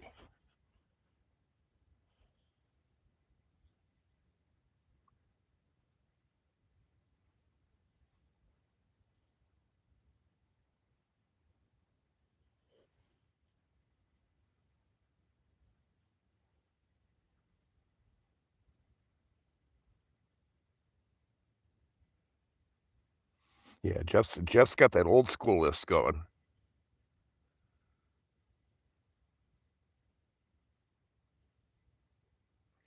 Tom Morello is the musical director for the last BS show in June. That's in July, isn't it? If you're talking about Black Sabbath, it's July 5th, I believe. I got it. It's posted on my tab where I did a little lineup change on what I would have did with that lineup.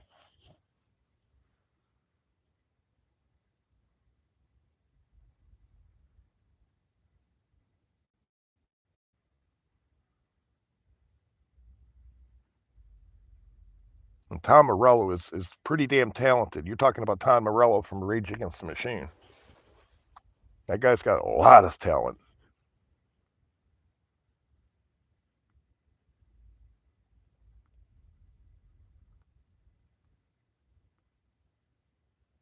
But I think I seen Pantera about,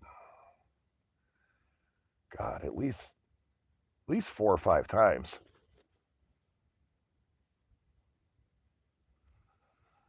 Chickies water, no bands are getting paid. I didn't even know that, and I'm glad that you mentioned that because when I was looking at that, at the when they posted the thing with the lineup and everything, I was looking at it and I'm thinking, man, that's like an all day show, and it's like, all right, well, how much are those tickets going to be? And then it's like, okay, I don't know how big the venue is or anything like that, but it's like, yeah, I didn't think anybody was going to be getting a whole lot of money out of that.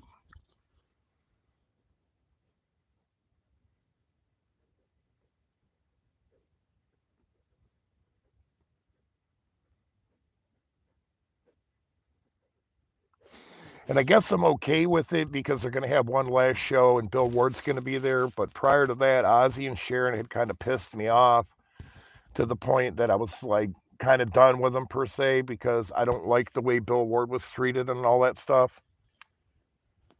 It's a stadium. Okay.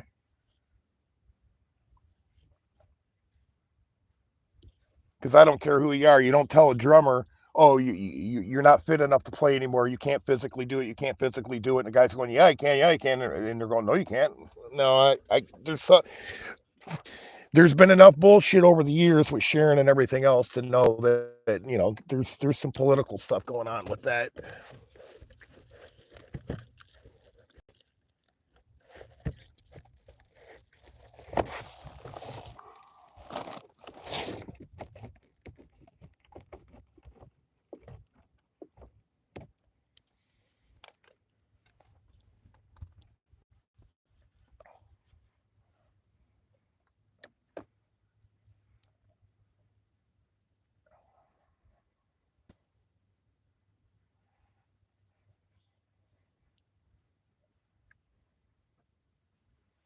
Supposedly, it's going to charity hospital in Birmingham.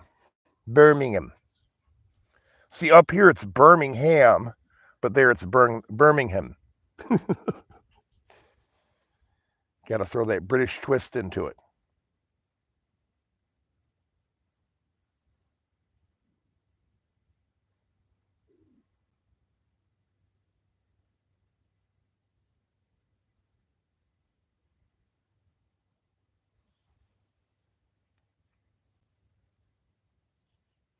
But that's going to be one hell of a show because Ozzy and Black Sabbath has always sounded phenomenal. I mean, even Ozzy in his solo career, the Speak of the Devil album. Oh my god, the sound is fucking perfect on that album. And that I for the longest time I thought that was like, I could be wrong. I thought it was just like one show that they had recorded, but I guess that was taken from a couple of different shows. Or singer Nicole Green. Uh, I've seen her a while back. I can't remember. It was a while ago. Like we'll say several months ago, maybe a year ago, whatever. And then I think yeah, I think I seen her somewhere, and then she'd sent me an email on and I don't know if I got back. I seen her a while ago.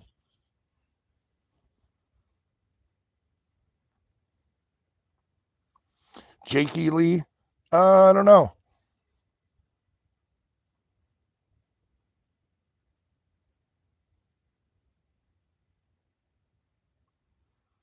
See, that's the thing. There's a lot of nonsense surrounding Ozzy and guitarist. I mean, outside of Randy Rhoads.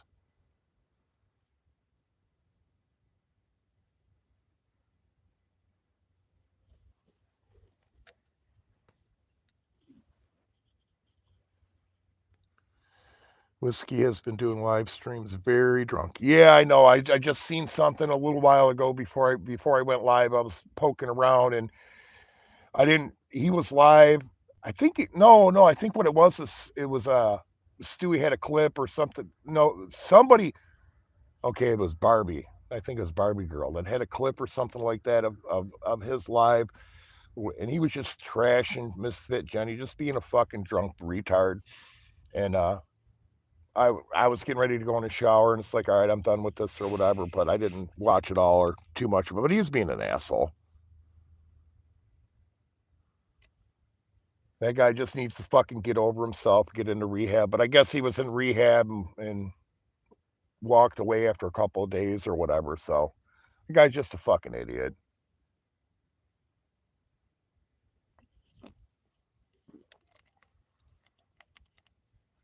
But he always has been ever since I know him. When he came around the point for a while. When he first came around, he came around sucking on Elbow's ass.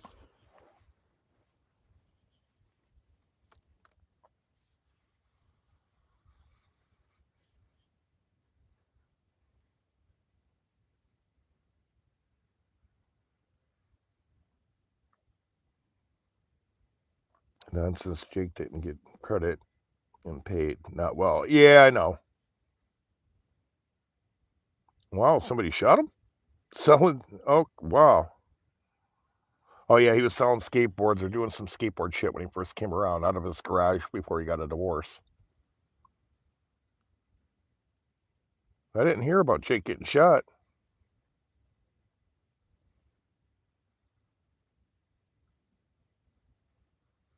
Have you ever been to Reading? Not much to do there but drink and tweak. I've probably been through Reading.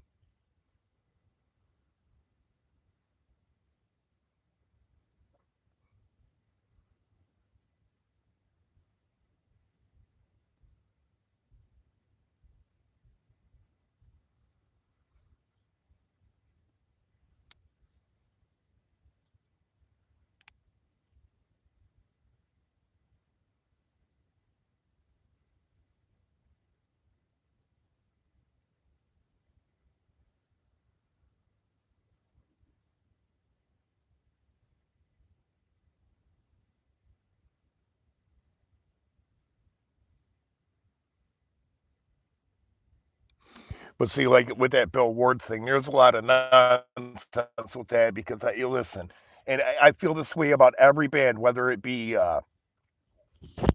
Black Sabbath or anybody else. If you got four dudes in a band doing their thing, you doing a live show, whatever, they all should get paid equally. It should be split four ways.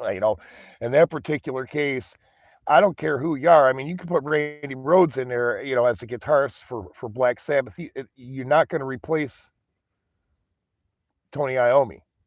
They all need to be paid equally. Whatever you get, split it up four ways.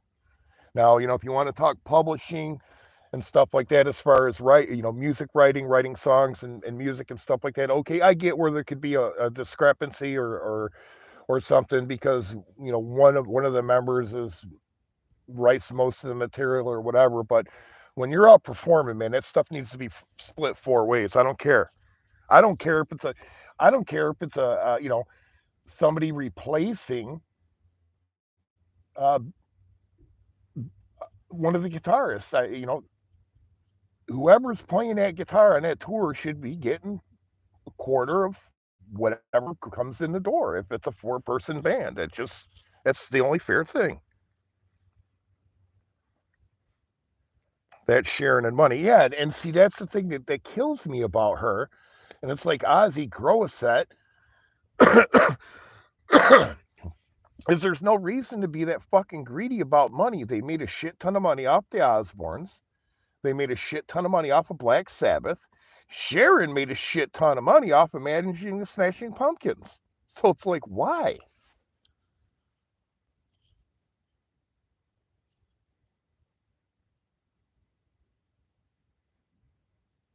Randy didn't want to do Speak of the Devil album. Boom, he's dead. Both the double album got recorded. See, I didn't know that Randy didn't want to do that. I know that he wanted to leave the band, but I didn't know that he didn't want to do that album. Chick says I've met Sharon 2 times.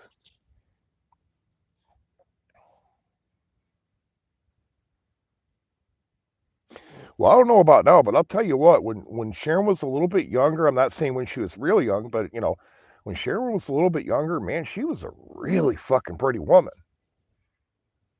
But I don't think she is no more. I think age has finally got her. Randy didn't like Black Sabbath. Well, I can see that. I mean, he was his basic, I guess if you want to call it principle or whatever, his basic principle in guitar was classical music.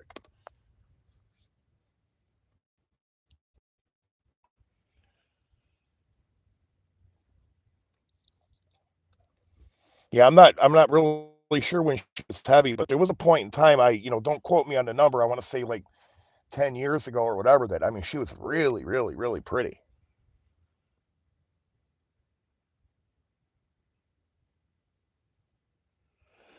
She has the Ozempic face and the lollipop head now. Same with Kelly. Yeah, I seen Kelly a while back, and it was like it was at one point she was looking really really pretty too. And I'm not talking about bodies. I'm talking about their face and their hair and stuff like that. She was looking really really really fucking pretty, but it kind of depended on the angle. I think there was something weird going on there. And then she's got Ozzy's jawline, or that wide ass jawline or whatever. So.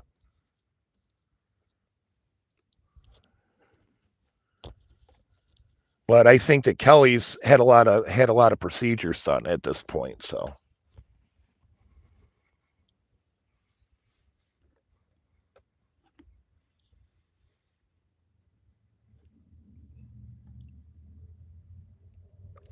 Randy got screwed publishing, but he got an amazing tombstone. Yes, he did. But how's that old saying going? You know, give people their flowers while they're alive. So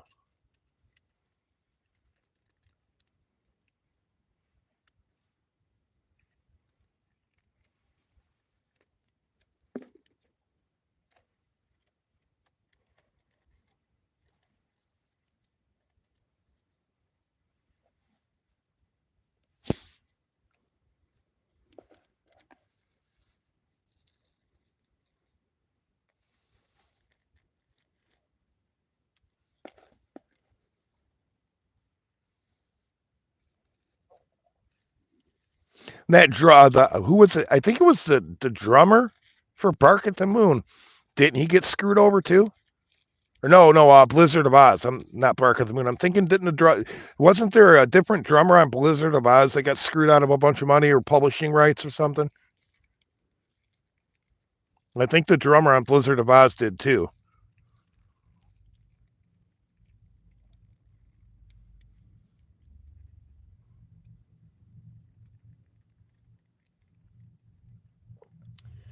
Her father managed Ozzy and Sharon managed Randy. Deal was that double album. Oh, okay. Well, I'll tell you what. I mean, I love that double album. That's probably one of my favorite live albums ever. I love that double album. And that version of Paranoid on that album is absolutely off the charts to the point that when I hear it, it makes me want to just get up and start going fucking crazy. That's how good it sounds.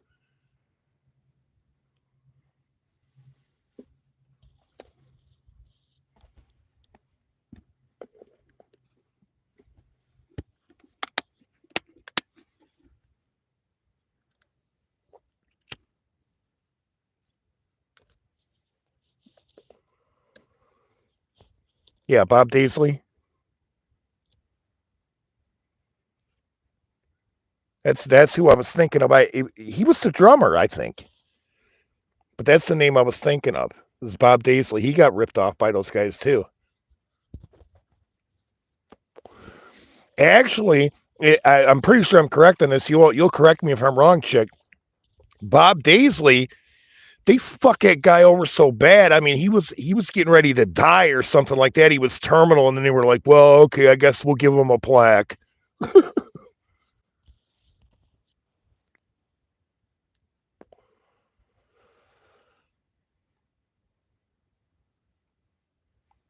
Bob, bass player, lead drummer. Jakey Lee's a guitarist, if that's who you're talking about.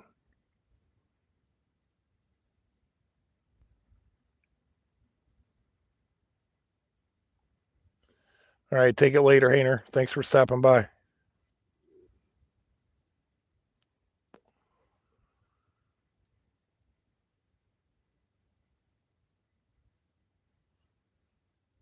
Lee. Oh, okay. Lee Kerslake. Kerslake. Okay. I know Bob Daisley got screwed over by him too. I think he's the guy that almost it was like on the verge of death before they finally did anything for him, and it was kind of like, here, I'll give you a plaque.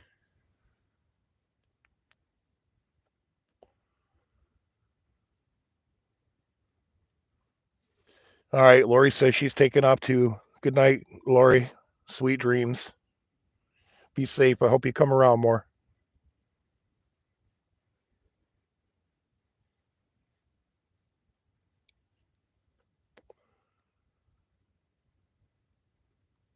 Lee was in Uriah Heep. He got the plaque. Okay. Then I'm mistaken. I got it twisted up or something. But I know Bob Daisley had some kind of beef with those guys at some point. I'm gonna be getting out of here too. As soon as I finish a cigarette, I'm gonna shut it down. It's fucking going on 4 a.m. You guys kept me up half the night.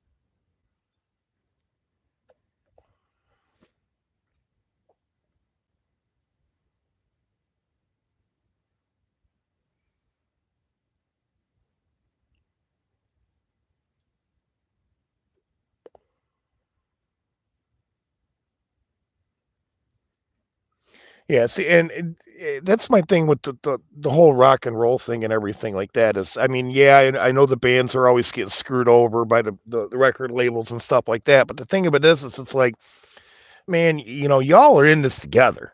Y'all need to quit screwing each other. You guys get screwed over enough by the record companies and stuff. Stick together.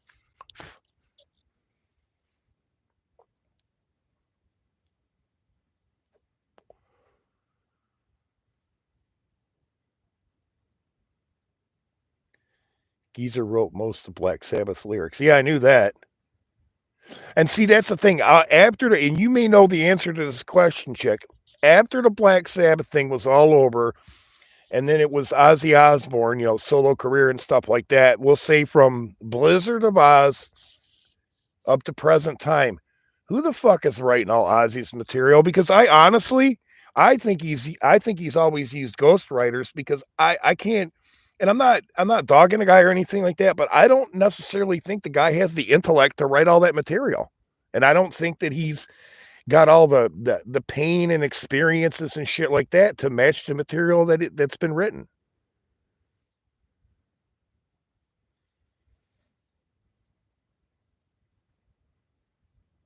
Yeah, that's the Lori, Jeff. I don't want to say her last name, but you know who it is. That's the Lori from Las Vegas.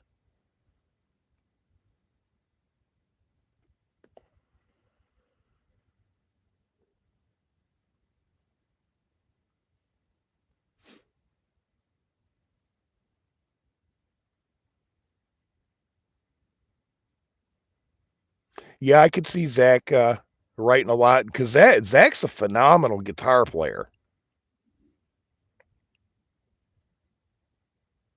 I mean, he's no dime bag or anything like that. And that's not taking anything away from Zach, but he's no dime bag. But you know what? He can fill those. He can fill those dime bag shoes with the Pantera thing.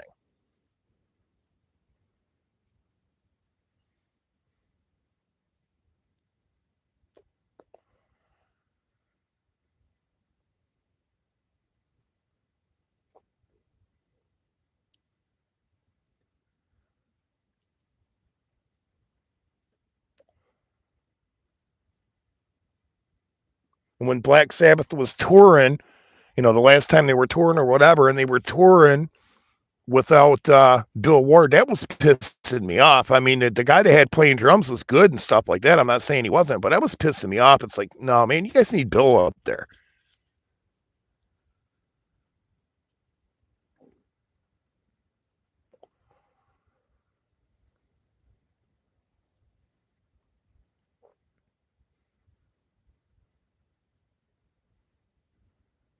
You guys had me running my abs so much tonight. I'm getting hoarse.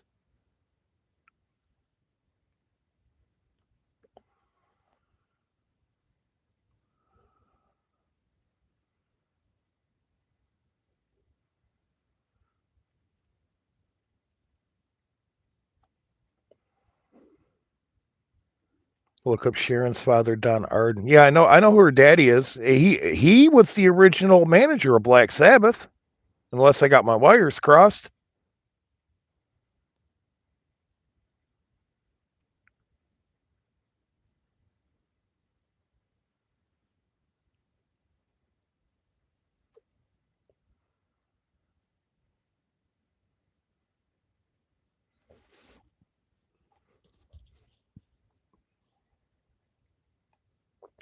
Yeah, I know. I've heard the story before. I've seen a lot of stuff about things on YouTube. But I don't quite recall it.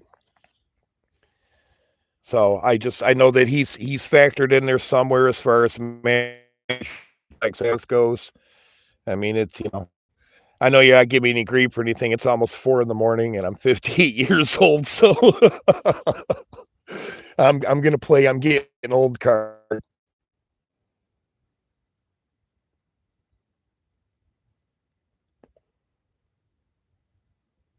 But I watch a lot of stuff, music stuff and stuff like that. So sometimes, things may bleed over, I guess. I can get things twisted.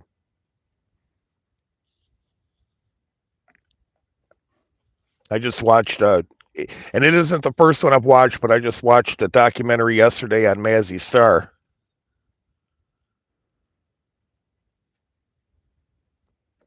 And then what was the other one I watched within the past couple days? I just watched the documentary on Jane's addiction.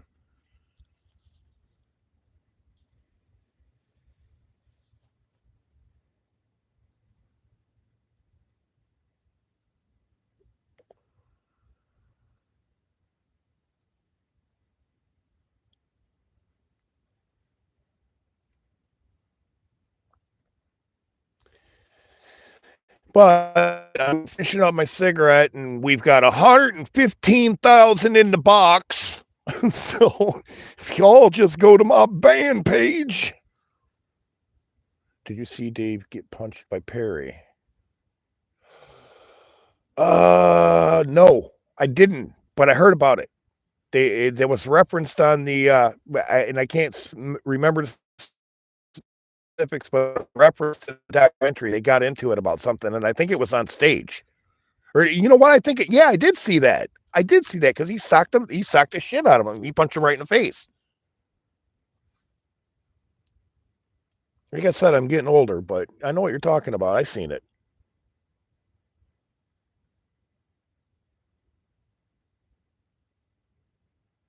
a few months ago. At the end. Oh, that just happened a few months ago. I didn't realize that was recently. I thought that was like from back in the day. It's like, sometimes when I'm watching stuff, I'm doing other things. I'm not necessarily paying attention, but I did see him hit him. He punched him, socked him in the face.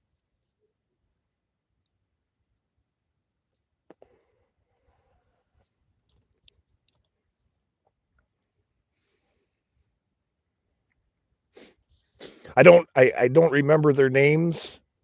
If I sat here for a second and closed my eyes and thought about it, it would probably come to me.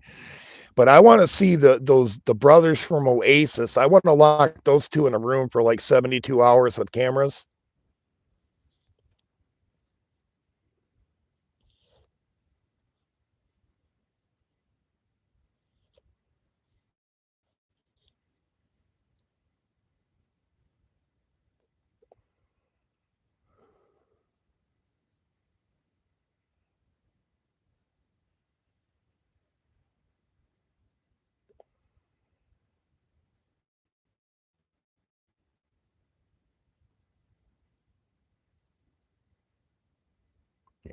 Get me talking music, and then I start thinking, it's like, hell yeah, because music's my jam.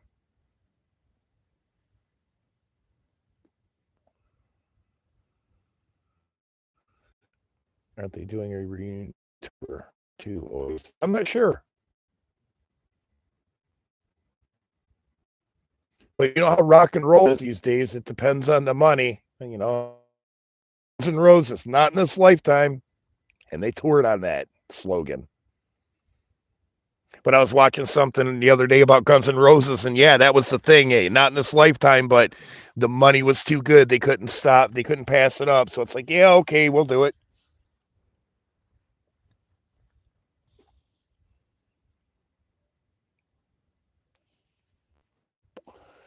Did you ever watch Headbangers Ball much? I watched some of it. Not a whole lot of Headbangers Ball because I mean, obviously I was a teenager, blah blah blah, this that and the other, younger. So I liked Headbangers Ball, but I didn't watch a whole lot of it.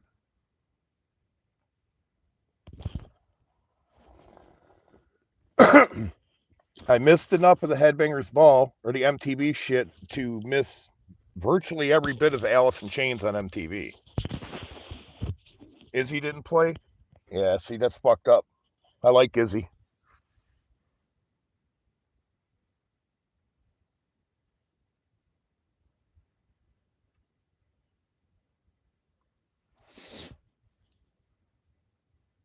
I didn't like Ricky Ratman. No, I didn't like him either. He was a chode, a complete chode.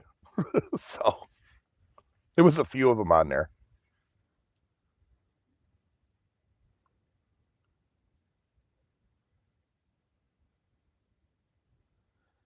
Oh, he's the one that's credited with that. Yeah, Adam Curry was a decent VJ. I liked him.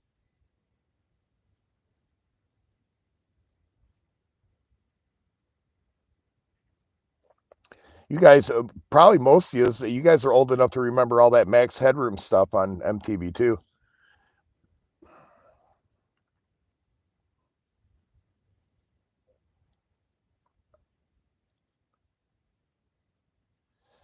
It's not really music orientated though.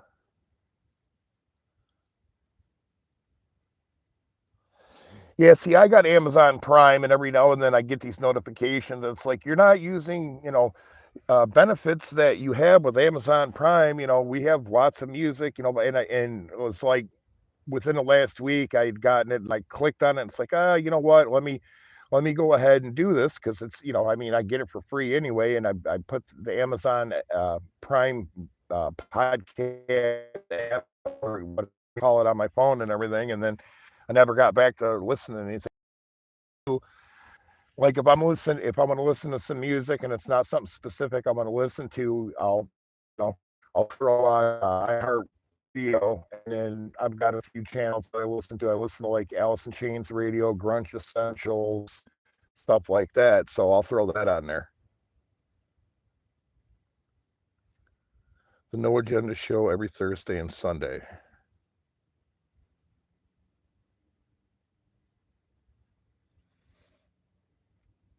The thing that pisses me off about our socials, they play a lot of stuff. I'm not gonna, dog them and say they don't. They play a lot of good stuff, but some of the stuff that's in that genre that they play, I don't like, and it's in that rotation. Sometimes kind of heavy, so there's a lot of times that I'll be listening to it. It's like I'm sick of fucking listening to this song because I don't like this band anyway, and then I'll end up going to something else.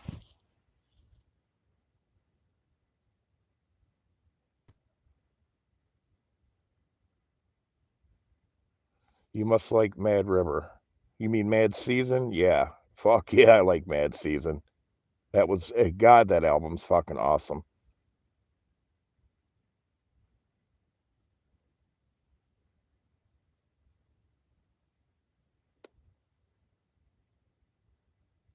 Anything that's got Jerry Cantrell or Lane Staley in it, chances are pretty damn good I'm gonna love it. So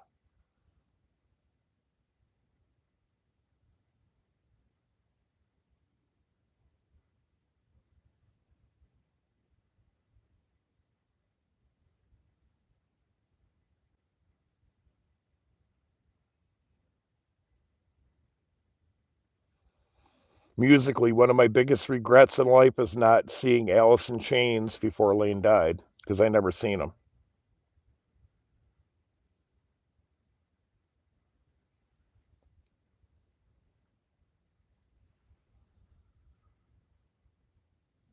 Seen a lot of cool bands and stuff like that, but that's the one that I really regret seeing not seeing.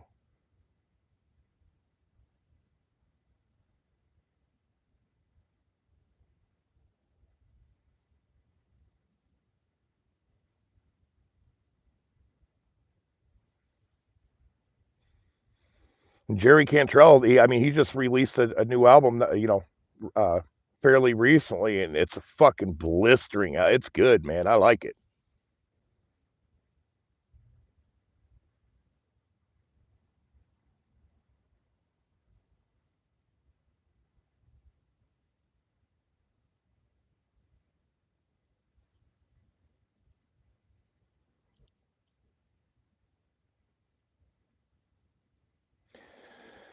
But anyways, we're down to 14 people. 147,000 in the box. So I think I'm gonna wrap this up. That we're going on damn near 4 hours. So I'm gonna wrap this up. And I got the windows cracked because I've been cooking and everything, and it's a little bit chilly. So I'm laying here under a blanket because I got shorts on. So I'm gonna shut this down. I'm gonna get up, roll the windows up, throw a hoodie on, get ready for bed. I think I've seen EIC at Lollapalooza or Day on the Green so long, I don't really remember. Yeah, I really wish I would have seen them.